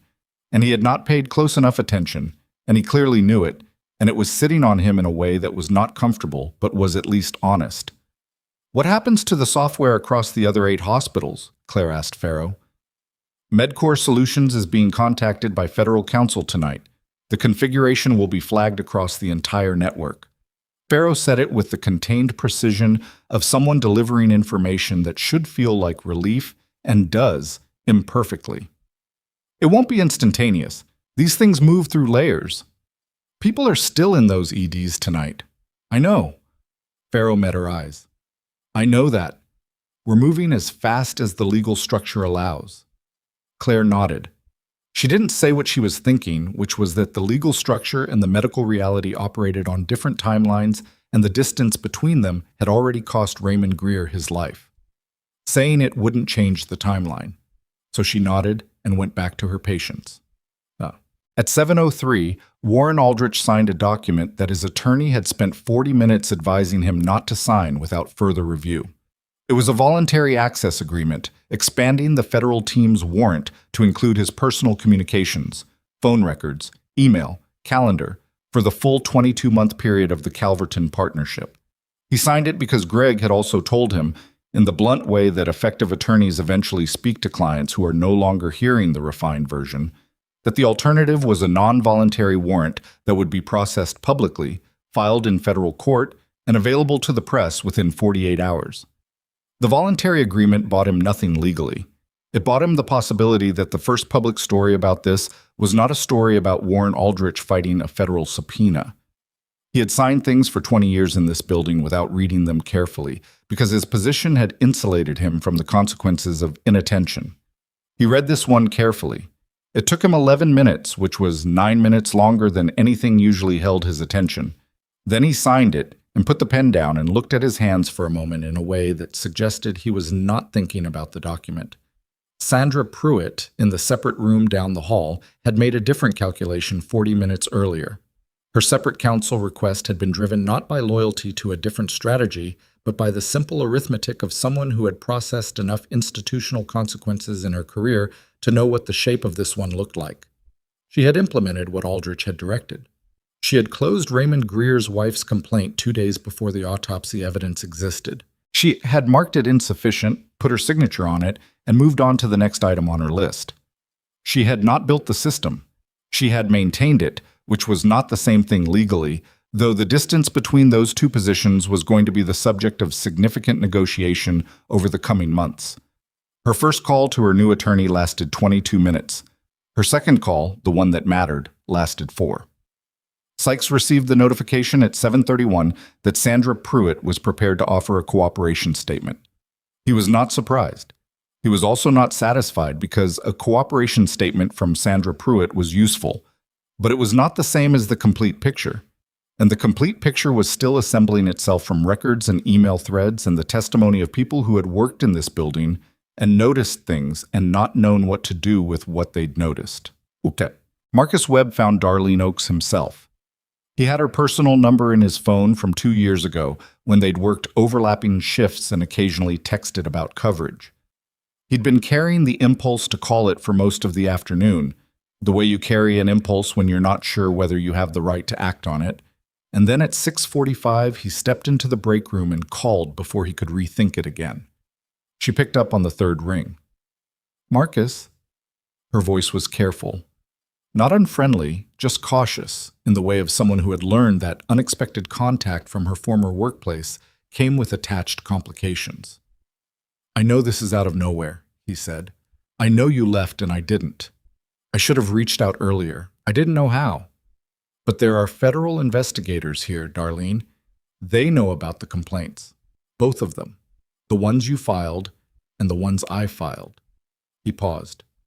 "They're asking about you." A silence. "The complaint I filed before I left," she said finally. "Sandra told me it had been escalated to the quality committee."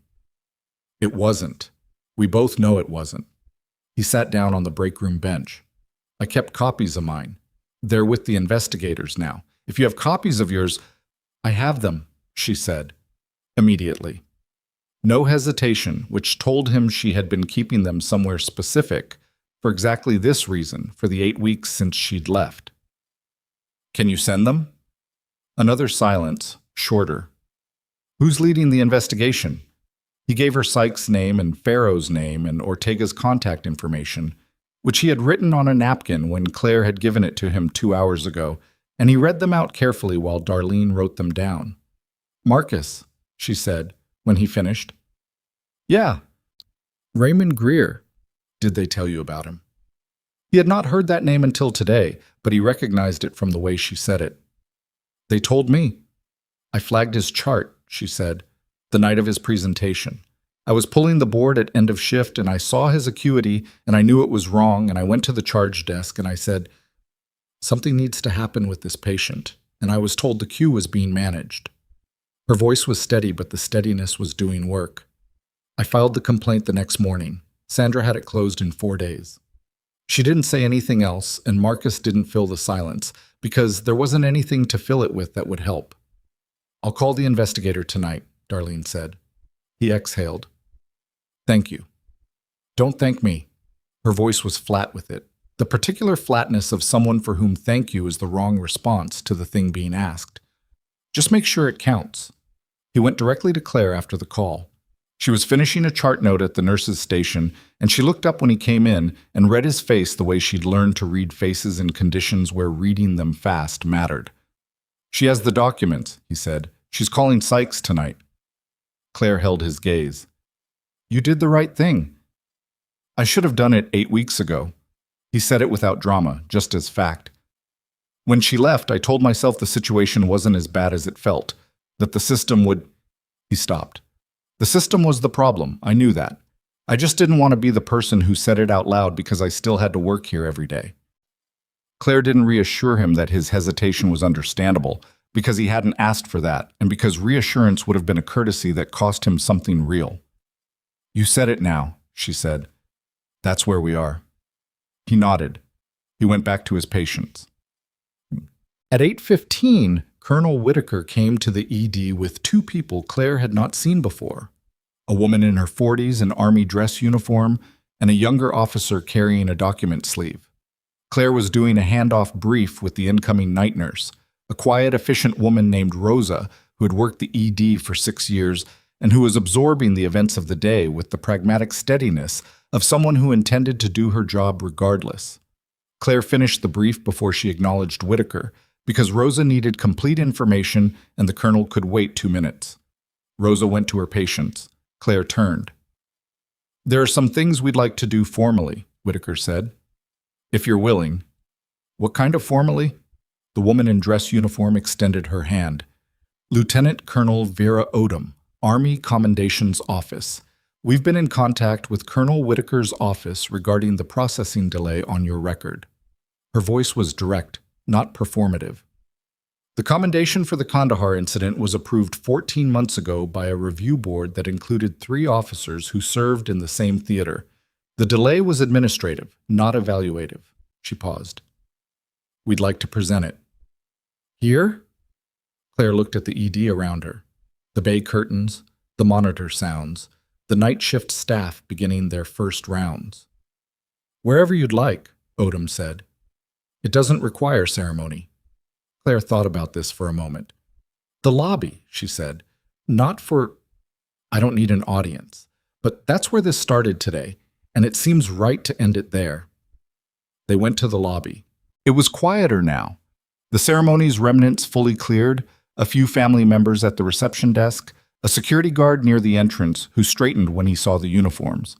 Okafor was there, which she hadn't expected, standing near the column where Vargo had first lain down at her feet.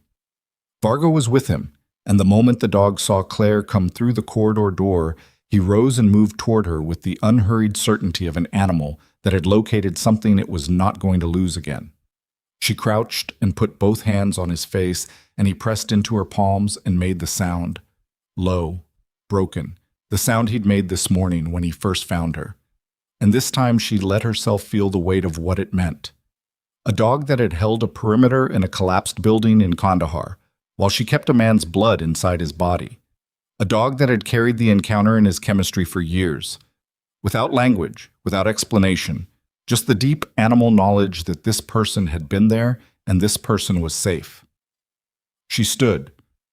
Odom read the commendation citation from the document sleeve, briefly and without embellishment, and the words in the citation were accurate to what had happened in a way that official documents rarely were, because the officers who had written it had been told exactly what happened by someone who was there. Whitaker pinned it. Claire looked down at it for a moment. She didn't say anything. She wasn't sure what there was to say about something you'd earned 4 years ago in a building that no longer existed in a country you'd left without looking back. Thank you, she said finally. She meant it, though not in the way ceremonies were usually meant to be thanked. Okafor spoke from where he was standing. Breckett's going to want to know you're okay. He said it carefully. When all this settles, if you'd be open to it, tell him I'm okay, she said. Tell him Vargo is too. At 9:47, the federal prosecutor in Denver formally authorized criminal charges to be prepared against Dale Oren, pending the evidence review that was already in process. The charges included federal health care fraud, conspiracy to commit fraud, and negligent endangerment in connection with the configuration directives and their documented outcomes across the Calverton network. Warren Aldrich's attorney called the same prosecutor's office at 10:01 to initiate a conversation about the nature of Aldrich's cooperation and what recognition of that cooperation might look like in the charging consideration. The prosecutor's office noted the call and said they would respond within 48 hours. Sandra Pruitt's cooperation statement was received at 10:19. It was detailed, specific, and covered 22 months of directives she had received from Aldrich's office regarding the management of patient complaints, the suppression of internal incident reports, and the specific instruction given to her verbally, which she had documented in her personal calendar at the time, to ensure that the Quality Committee never received direct access to the complaint files before they had been reviewed by operations. She had documented it in her personal calendar. Sykes read that detail twice. Then he thought about Warren Aldrich, sitting in a conference room on the 4th floor, signing voluntary access agreements, who had given Sandra Pruitt verbal instructions specifically because he'd understood that verbal instructions couldn't be retrieved from a server. He had not considered her calendar. People in his position often didn't, Sykes had found. They thought about the systems they controlled. They didn't always think about the systems they didn't know existed. He was still sitting with this when Ortega knocked on the records room door at 10:58 and came in with a tablet and a look on her face that he recognized as the look of someone who had found a second thing after finding the first thing. And the second thing was worse. "I ran the financial transfer log," she said. "Calverton to Redstone, the performance incentive payments." She put the tablet on the table. "There's a secondary payment stream that doesn't match the incentive structure documentation. It's routed through a consulting firm registered in Delaware." Sykes looked at the screen. "The consulting firm," Ortega said, "has one client, Redstone Regional Medical Center." She paused. "And one registered agent." She zoomed in on the filing. "The registered agent is Warren Aldrich's brother-in-law." Sykes set the tablet down. The payments had been running for 19 months. The total, across 19 months, was a number that moved this from institutional misconduct into a territory with a different name, a name that carried significantly heavier federal penalties, that implicated not just the hospital's clinical decisions, but the personal financial architecture of the man who had made those decisions. And that meant the access agreement Aldrich had signed 3 hours ago, the one he'd signed to control the story, had just handed investigators the financial records that completed the picture he'd been trying to keep partial. Sykes picked up his phone. He called Farrow. "We need to have a different conversation with Warren Aldrich," he said. "Tonight." Farrow said, "He's still in the building." "I know." A pause. "He's going to need a different attorney." The call ended. Ortega was already pulling the full transfer history. The printer in the corner of the records room ran for 3 minutes without stopping, and the pages that came out of it were not the end of what Redstone Regional Medical Center had buried. They were the map of exactly how deep the burial went. Downstairs, at the nurse's station in the ED, Claire finished her final chart note of the night and initialed it, and sat for a moment in the particular quiet of a unit that had survived a difficult day and was still functioning.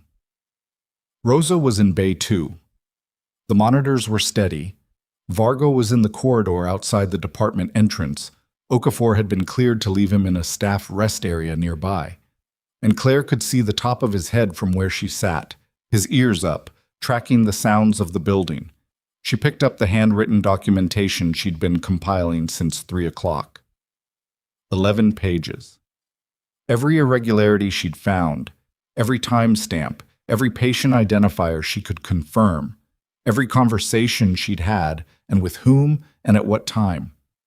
She clipped it together and walked it to Pierce, who was still in the building, and handed it to him without ceremony. "Everything I have," she said. He took it. He looked at the pages.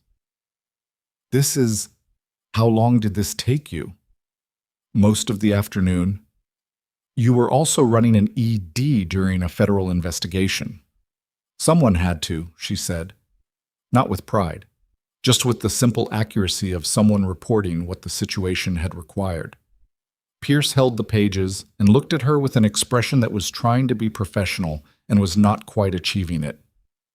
"Bennett," he said, "for what it's worth, the people who sent you back upstairs this morning—" "Don't," she said, not unkindly. "It doesn't need to be said." He nodded. She went to get her jacket. She was at the locker room door when her phone rang. Unknown number, not a Calverton prefix this time. She looked at the screen for a moment, then answered. The voice on the other end was a woman's, careful and tired, and she said, "Is this Claire Bennett?" "Yes."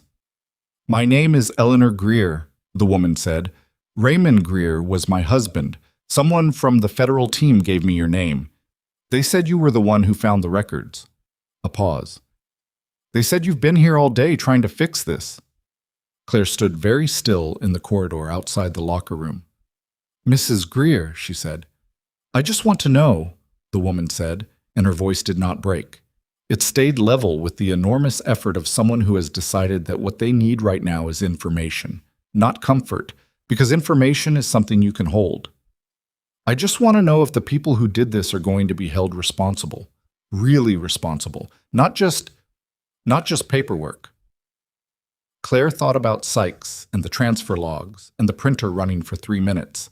She thought about Dale Oren at a gate at DIA and Sandra Pruitt's calendar and Aldrich's brother-in-law's name on a Delaware filing. Yes, she said, they are. Eleanor Greer didn't say anything for a moment. Then, the investigator said there might be others, other families. There are, Claire said, and they're going to get the same answers you're going to get. Are you going to be part of that? The investigation? Claire looked down the corridor toward the ED doors, where she could see through the narrow window the blue glow of the monitors and Rosa moving between Bay's and Vargo's ears, visible through the outer corridor window, patient and still. I'm a nurse, she said. I'm going to keep being a nurse. A pause. But yes, whatever they need from me, I'll be here. She ended the call and stood in the corridor for a moment with her phone in her hand and the 11 pages she'd spent the afternoon writing now in the hands of the people who could use them, and the commendation on her chest that she'd earned 4 years ago in a building that was rubble now, and Eleanor Greer's voice still present in the air. She put her phone in her pocket. She pushed through the locker room door. She was pulling on her jacket when the notification came through on the Federal Team's channel. Pierce had added her to the distribution list an hour ago. And the notification said that a third financial account had been identified in the Delaware filing, one that had not appeared in the initial transfer logs because it had been routed through a second intermediary, and the name on that account was not Aldrich's brother-in-law. It was Sandra Pruitt's. Claire stared at the notification for 4 seconds. Then she forwarded it to Sykes without commentary, because commentary was not what it needed. What it needed was exactly what it was. Evidence, time-stamped, source verified, sitting in a distribution channel with federal admissibility. And adding words to it would only slow down the people who needed to act on it. She finished buttoning her jacket. She sat down on the locker room bench. Sandra Pruitt had not been a passive instrument. She had not simply implemented directives from above and signed her name where she was told. She had a financial account in the same Delaware structure, routed through a second intermediary specifically to create distance from the first one, which meant she had known the first layer existed and had understood enough about the risk to put herself one step further back. That was not compliance. That was architecture. Sandra had built her own floor in the same structure Aldrich had constructed, and she had done it carefully enough that it had taken a forensic accountant's third pass through the records to find it. The cooperation statement she'd offered 2 hours ago had a different shape now. It was still useful. The calendar entries, the verbal directive documentation, the complaint suppression chain, but it was no longer the statement of someone positioned outside the financial conspiracy. It was the statement of someone who had been inside it and had decided to offer the parts that didn't implicate her most directly before the parts that did could be found. They had been found anyway. Sykes called her back at 11:08. You saw it, he said. I forwarded it. She's still in the building. His voice was not angry. It was the specific tone of someone recalibrating without wasting energy on the recalibration itself. Her attorney is going to get a call in approximately the next 20 minutes that changes the nature of their conversation significantly. What does it do to her cooperation statement? It makes it a negotiating position rather than a full disclosure. A pause. Which means whatever she offered tonight was the version of the truth she thought we'd find, not the whole truth. Do you have what you need without her? We have Dale Oren's email, Aldrich's financial records, and now this. He was quiet for a moment. Bennett, the compliance reports that fed the performance incentive calculations, the ones that made Redstone look like a high-performing facility. Do you know who signed off on them at the hospital level? She thought about it. 11 weeks of watching the department's administrative rhythms. Operations director, she said. It would route through Sandra's office. Sandra signed every quarterly compliance submission to Calverton for the past 19 months, Sykes said. She also approved the internal audits that verified the triage metrics. He let that settle. She wasn't maintaining the system for Aldrich. She was co-running it. The cooperation offer was her trying to reframe herself as a secondary actor before we found out she was a primary one. Claire leaned back against the locker. The metal was cold through her jacket. What happens now? Tonight, Aldrich gets a second conversation, different scope, different tone. Sandra's attorney gets the new information. Dale Oren is already in federal custody pending arraignment tomorrow morning. He paused. Tomorrow, the prosecutor files. We'll have charges against Oren by end of business. Aldrich and Pruitt are 24 to 72 hours behind him depending on how the cooperation calculations shake out. And the other 8 hospitals. MedCore Solutions has already received a federal preservation order on all configuration data. The network-wide audit starts Monday. Every Calverton-owned facility, every MedCore implementation, every triage log for the period in question. His voice was even. It's going to take months, but the mechanism is identified and it's being shut down. Tonight. She exhaled slowly. The families. The prosecutor's office is setting up a victim notification process. Every case in the audit period that shows a potential outcome deviation gets individual review and direct family contact. A pause. That includes Raymond Greer. Eleanor Greer will have a case advocate assigned by end of week. Claire sat with that for a moment. It wasn't clean. It wasn't the resolution you constructed in your head when you wanted the world to operate with the logic of justice neatly applied to injury. Raymond Greer was still dead. The intervention window that had closed on him on a Tuesday afternoon in an emergency department that had been quietly engineered to delay his care was not going to open again. Eleanor Greer was going to get answers and accountability and a case advocate in a legal process that would take years, and none of that was the same as having her husband back. But it was something. It was the something that had not existed this morning, that had not existed for 19 months while the machine ran and the complaints disappeared and the metrics looked clean and the people who built the machine collected their payments through a shell company in Delaware. I need to ask you something, Sykes said.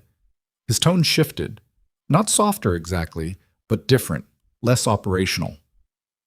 This morning, when the hospital told you to leave, you were in an elevator. Yes. You heard the shots and you went back. Yes. You had no obligation to do that. You were a contract nurse who'd just been publicly dismissed from a ceremony. Nobody would have said a word if you'd kept going up. Claire thought about how to answer that honestly. There were patients, she said. That's the whole answer. There were patients, and I was the closest person with the right training. That's not nothing, he said. It's not heroism either, she said. It's just what the situation required. She paused. Martin Hale needed his tendon looked at. He'd been waiting since 6 a.m. That's what started everything. Not the gun, the wait. Sykes was quiet for a moment. He's in surgery right now. Surgical team got to him at 4:30. Attending says full function is likely. She hadn't known that. She felt something release in her chest that she hadn't realized was held. Good, she said. She said goodnight and ended the call and sat in the locker room until her body decided it was done sitting, which took about 3 more minutes. And then she stood up and went back to the ED because that was where she went when she didn't know what else to do with herself. The night passed in the way hospital nights pass.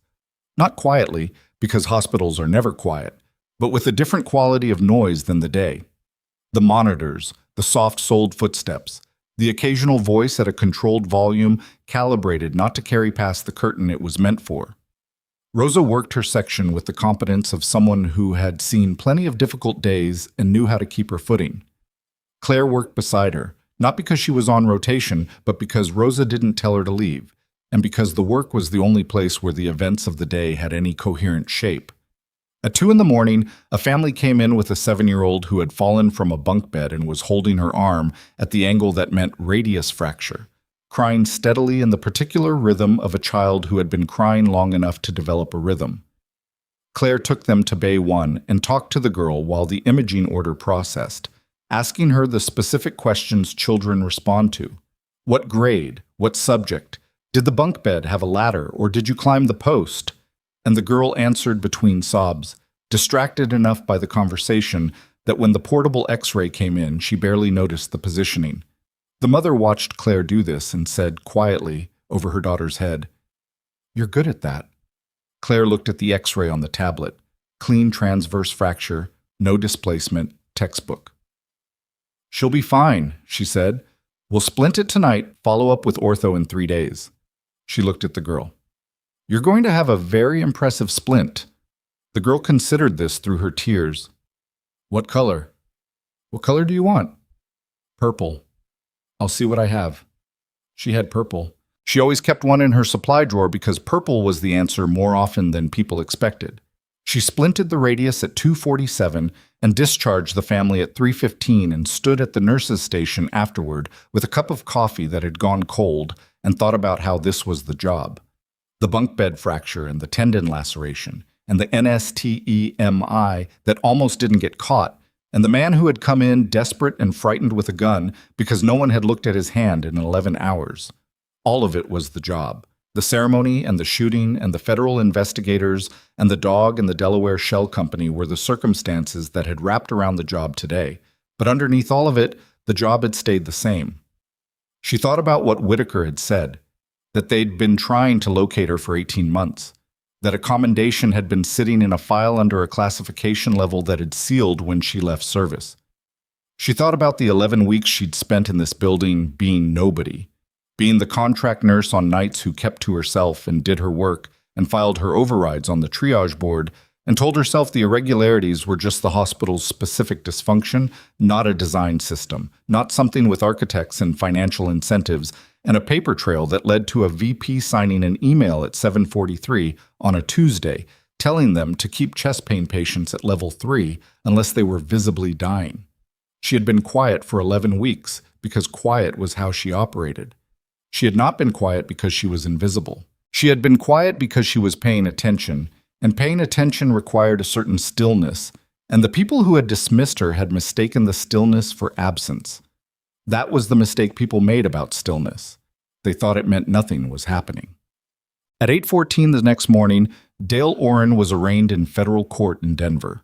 Claire was not there. She was asleep in her apartment 4 miles from Redstone, having finally left the hospital at 5:30, and she slept through the arraignment and the press availability that followed, and the statement issued by the federal prosecutor's office that used the phrases systematic patient endangerment and financially motivated clinical manipulation in the same sentence, which appeared in news coverage before noon. She woke at 12:40 to 17 text messages, 4 missed calls, and a notification from the federal distribution channel that said Warren Aldrich had been formally notified of pending charges and had surrendered his hospital credentials at 9 o'clock that morning. She read the notification. She put the phone face down. She made coffee. She was on her second cup when Farrow called. "Aldrich is out," Farrow said, "effective immediately, placed on administrative leave pending the criminal proceeding. The board moved faster than I expected. They had a special session this morning and voted 8-1 to suspend his executive authority." "Who voted against?" "The board member whose wife sits on the Calverton Advisory Committee." A pause. "He's since recused himself from further proceedings and retained personal counsel." Claire drank her coffee. "Sandra?" Criminal counsel filed a revised statement this morning that reflects the financial account. She's now positioned as a cooperating witness in exchange for reduced exposure on the conspiracy charge. The cooperation has conditions, full disclosure, no omissions, and her attorney knows that the financial evidence we have is sufficient to proceed without her if she holds anything back. Farrow's voice was precise. She won't hold anything back. And the other hospitals? The MedCorp audit is running. We have preliminary data from 3 additional Calverton facilities showing the same acuity suppression pattern. 2 of those facilities have already been contacted by the Colorado State Health Department and have suspended the auto-population function pending the federal review. She paused. The other 5 are in states where the regulatory contact is being coordinated through federal channels. That moves slower, but it's moving. Claire set the cup down. How many patients are we talking about? Across all 9. Farrow was quiet for a moment that said the number wasn't settled yet, but the shape of it was visible. The working estimate is between 90 and 140 cases in the audit period that show statistically significant outcome deviations. Not all of them will meet the threshold for causal connection to the acuity suppression, but a meaningful number will. 90 to 140 people. The number sat in the room with Claire's coffee and her second cup going warm and the particular afternoon light that came through her apartment window at this hour. She had known the number would be large. The pattern in the data had told her that before anyone ran the estimates, but knowing the shape of a thing and holding its actual weight were different. She thought about Raymond Greer, and then she made herself stop thinking about him, not because he didn't deserve to be thought about, but because thinking about him wasn't what helped him now. What helped him now was Eleanor Greer having a case advocate, and the federal prosecutor having the Oren email, and Ortega's forensic images, and Darlene Oakes's documents, and Marcus Webb's handwritten notes, and the 11 pages she had produced in a small office with institutional carpet on a day when she was supposed to have been dismissed from a lobby. "Bennett," Farrow said, "there's something else." "Tell me." "The medical director, Saris. He went to the board this morning with a proposal. Independent patient safety review, external oversight, direct reporting line outside the administrative structure." A pause.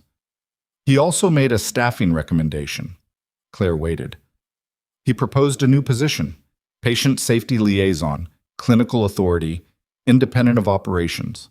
The role would have access to all triage data, complaint records, and outcome reviews, with the authority to escalate directly to the board and to external regulatory bodies." Farrow's voice was careful now, carrying something. "He recommended you for it." The apartment was very quiet. "I'm a contract nurse," Claire said. "He's aware of that. He's proposing to convert the position to permanent staff with modified terms that account for your service background." Farrow paused. "You don't have to decide anything today. He wanted you to know it was being offered." Claire looked out the window. A car went past on the street below. A kid on a bike. Ordinary Tuesday afternoon in Ashford, Colorado, where nothing looked different from the outside because nothing on the outside had changed. The buildings were the same, the street was the same, the hospital 4 miles away still had the same doors and the same waiting room and the same bay curtains she had pulled around Martin Hale while he shook. What had changed was underneath. What had changed was the architecture. "Tell Dr. Saris I'll meet with him," she said. 3 weeks passed before the charges were formally filed, which was faster than federal cases usually moved and still felt, to the people waiting for it like it moved slowly. Dale Oren was charged with federal health care fraud, conspiracy, and criminal negligent endangerment resulting in death. The endangerment charge specifically cited 3 patient cases across 2 Calverton facilities, one of which was Raymond Greer. His bail was set at a number that reflected the flight risk assessment of a man who had been intercepted at a departure gate, and he made bail and went home to a house in a suburb of Denver, and did not, as far as anyone could confirm, sleep well. Warren Aldrich was charged with health care fraud, conspiracy to obstruct regulatory review, and financial misconduct through an undisclosed related party transaction. The brother-in-law's consulting firm, 19 months of payments, the structure designed to move performance incentives through a layer of personal benefit without the paper appearing in any document Aldrich signed in his official capacity. His attorney negotiated for 3 weeks and ultimately could not negotiate past the financial records, which were what they were.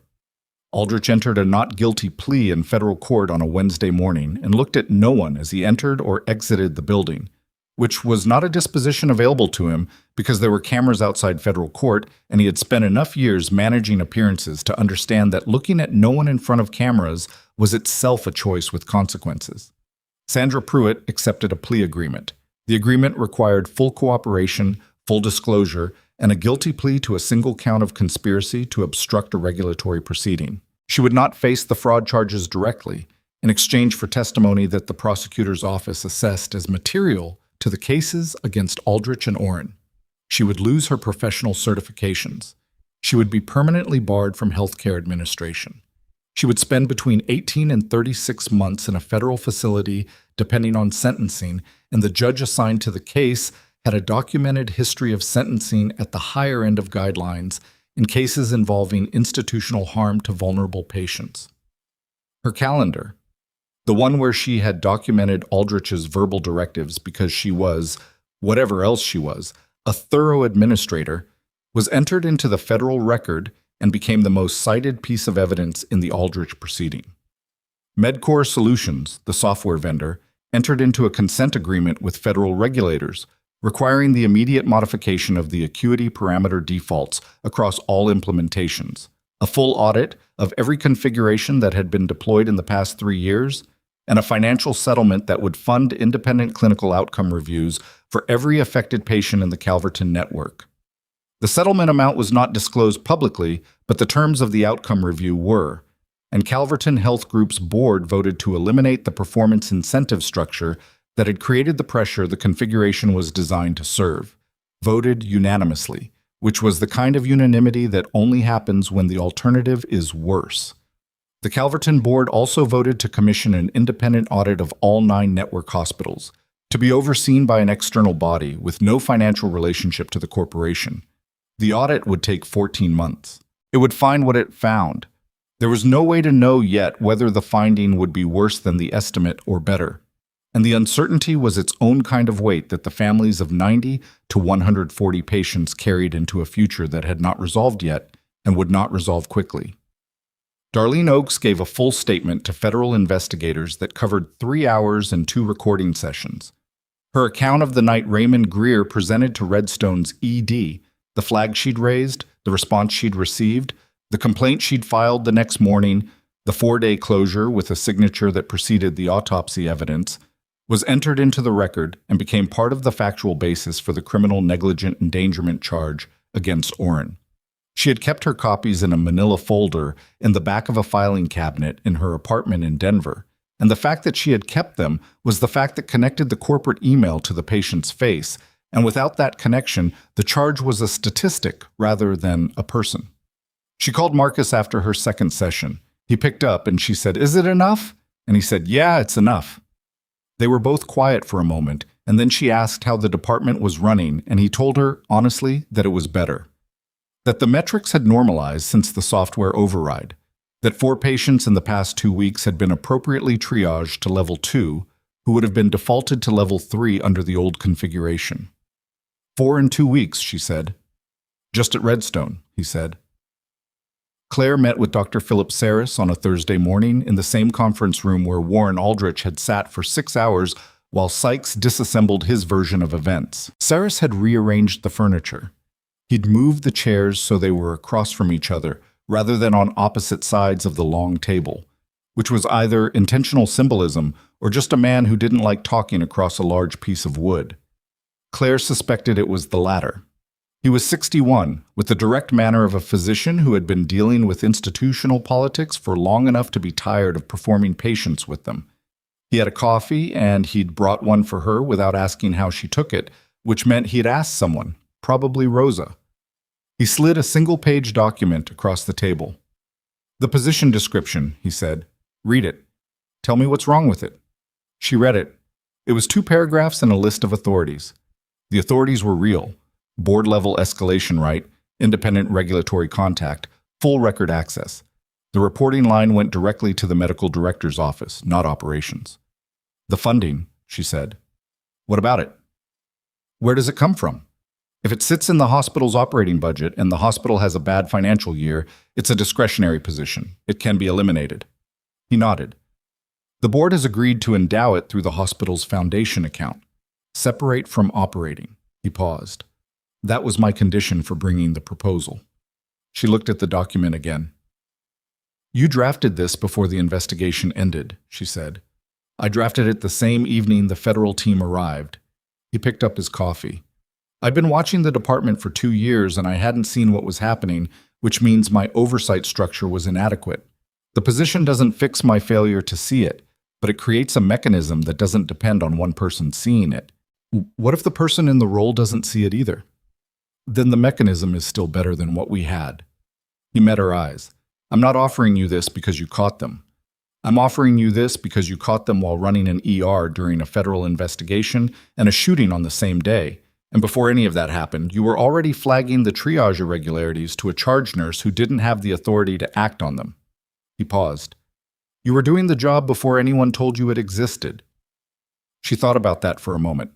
She thought about the 11 weeks she'd spent arriving for night rotation and keeping her head down and telling herself that the problems she was seeing were the ordinary dysfunction of an underfunded department, not a machine. She had not entirely told herself that. She had noticed. She had flagged it, inadequately, through the wrong channel, and moved on because she was new and quiet and considered insignificant, and it was easier to believe you were misreading a situation than to believe the situation was what it looked like. She had been right the first time. It was what it looked like. The role requires someone who knows what the machine looks like from inside, Sarah said. Not just the clinical side, the institutional side, the ways that systems that appear functional are actually designed to fail specific people in specific ways. He looked at her. You have a background that most nurses don't. You've operated in environments where the gap between what the documentation says and what is actually happening can kill people. You know how to read that gap. I've been reading it for 11 weeks, she said. Yes. He held her gaze. And you were right. She looked out the window. The parking structure was visible from this angle. The space where the black SUVs had pulled in 32 days ago was empty now, just concrete and painted lines and the ordinary logistics of a hospital on a Thursday morning. I want the authority to commission independent clinical reviews, she said. Not just escalate, commission. The board approved it. I want a direct line to the state health department, not routed through administration. It's in paragraph 2. And I want to be part of the victim review process for the cases in this facility, not as an investigator, as a clinical resource. The families are going to have questions that legal language doesn't answer. They need someone who can translate the clinical reality. Saris was quiet for a moment. That's not in the position description. I know, I'm telling you, it needs to be. He picked up a pen and added a line at the bottom of the single page.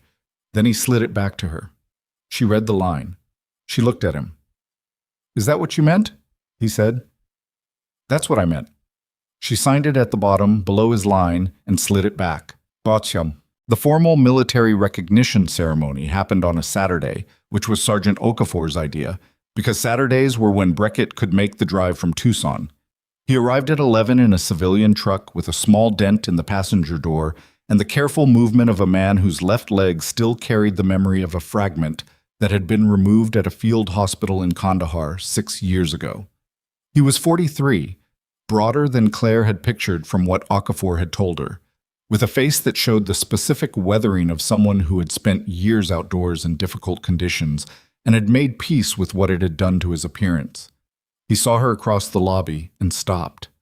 She crossed the distance and they shook hands, and neither of them said anything immediately because there wasn't a way to begin a conversation like this that didn't feel inadequate, and they had both been in enough situations where language was inadequate to recognize when it was better not to force it. Okafor told me about the lobby, Beckett said finally. The dog. The ceremony. He walked across the whole room, Claire said. Beckett looked at Vargo, who was sitting at Okafor's left heel and watching Claire with the patient fixity that he had maintained every time she was in his vicinity since the morning of the ceremony. He always knew where he was, Beckett said. Even in the dark, even in bad situations. He always knew exactly where to be. He looked back at Claire. I couldn't figure out why he seemed like he was looking for someone after we came home. Like he was waiting for something to resolve. A pause. Now I know. She didn't have an answer for that. She wasn't sure one was required. The ceremony itself was small and without theater. Colonel Whitaker was there. Lieutenant Colonel Odom. Farrow, who had driven down from Denver and stood in the back with her hands clasped and her face in its usual professional stillness. Marcus was there, and Rosa and Dr. Saris. A handful of staff who had been in the department that day and had asked, quietly, whether they could attend. Whitaker spoke for 4 minutes about the service record, the Kandahar incident, the classified elements that remained classified and always would, and the portions of the record that had been declassified and were now part of the permanent file, accurate, complete, unredacted where the regulations permitted. He spoke about the commendation and what had generated it and the administrative chain that had failed to deliver it at the time. He did not apologize for the failure in the way that institutions usually apologize, with language designed to acknowledge without owning. He said plainly that the system had failed to track a service member who had separated under classification protocols, that the failure was systemic and also specific, and that it had been corrected. Not fixed, because fixing implied the underlying system was now perfect. Corrected for this case, with the understanding that the underlying system still required attention. Claire appreciated the precision of that. She had spent 31 years around institutions of various kinds, and she had learned that the difference between an institution that could be trusted and one that couldn't was not whether it made mistakes. All institutions made mistakes.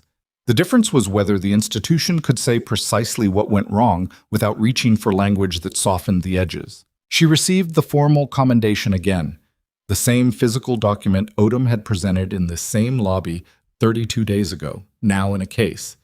And this time, with Beckett standing 6 feet away and Vargo watching her with his patient, unchanging attention, the weight of it was different. Not easier, different. She had earned it in a building that didn't exist anymore, in a moment that had lasted 40 minutes, and that she had not thought about every day since, but had also never fully stopped thinking about. The way certain moments lodge in the body and stay there, not as trauma exactly, but as information, as a permanent record of what a person discovered they were capable of when the situation required it. She was capable of more than she had told anyone here. She was capable of more than she had told herself sometimes, on the nights when she had been a contract nurse on rotation in a hospital that had dismissed her before she'd finished unpacking, and she had wondered why she was here, in this city, in this building, doing this specific work. Now she knew why. Not in the mystical sense. She did not believe the universe arranged things with intention, had never believed that, had seen too much evidence to the contrary. But in the practical sense, she was here because she had the skills the situation required, and the situation had required them, and she had used them, and the result was that 90 to 140 patients across 9 hospitals now had a mechanism working on their behalf that had not existed a month ago. That was not destiny. That was just competence, applied consistently in the place where it was needed. After the ceremony, after the handshakes and the quiet conversations, and the moment when Beckett crouched beside Vargo and said something low and private that nobody else was meant to hear, Claire walked outside. The parking structure was visible from the entrance. The Colorado afternoon was cold and clear, the kind of clear that came after a weather front had moved through and taken everything with it, and the mountains were visible on the horizon in the particular way they were visible on days like this. Present, massive, indifferent to everything happening below them. Vargo came out behind her. Okafor had let the leash go slack, and the dog walked to where she was standing and sat down beside her left leg, his shoulder against her calf, his eyes on the mountains. She looked at him for a moment. Then she looked at the mountains.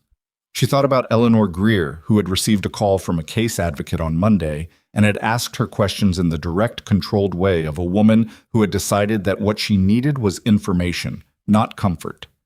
She thought about Martin Hale, who had been discharged with full tendon function and had sent a handwritten note to the nursing department that Marcus had pinned to the break room board without asking anyone's permission. She thought about Darlene Oaks in Denver with a manila folder and a filing cabinet, and the 4-day closure with a signature that had preceded the evidence, and the way some people kept records of things they didn't know how to act on because they understood instinctively that the record was the only thing that lasted. She thought about this morning of the ceremony, the lobby, the quartet, the folded flags, the CEO in his charcoal suit, and a dog crossing 400 square feet of polished floor to press his face against her leg and make a sound that had stopped a room cold. She had been sent upstairs. She had been told she was excused. She had been the person at the back wall, the person without a seat, the person the executive had looked through on his way to the podium.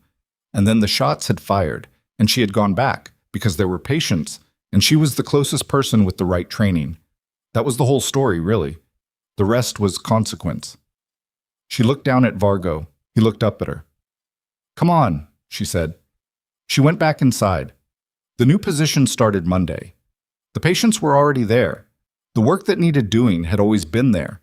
Underneath every institution that had ever convinced itself that its metrics were the same as its mission, that its documentation was the same as its practice, that the people it considered insignificant were not paying attention. They were always paying attention. That was the thing the powerful kept forgetting about the quiet ones. That stillness was not absence. That the woman standing at the back wall was reading the room. that the nurse nobody had bothered to learn the name of had spent 11 weeks building a picture of exactly how the machine worked, and all it had taken to bring it down was one morning, one ceremony, one dog who knew where he belonged, and one institution that made the mistake of believing that invisible meant harmless. Justice did not arrive on a white horse. It arrived in printed pages, in a forensic imager running at 3 in the morning, in a calendar entry a cautious woman had kept because she understood that someday the record would matter. It arrived imperfectly and slowly and with enormous institutional friction, and when it arrived, it did not undo the harm. But it stopped the machine. And stopping the machine was the beginning of everything else. Vargo settled at her feet under the nurse's station, his head on his paws, his breathing slow and even. Outside, the mountains held the afternoon light the way they always did, without effort, without acknowledgement, simply by being what they were. Claire pulled up the triage board and started her first day of the rest of the work.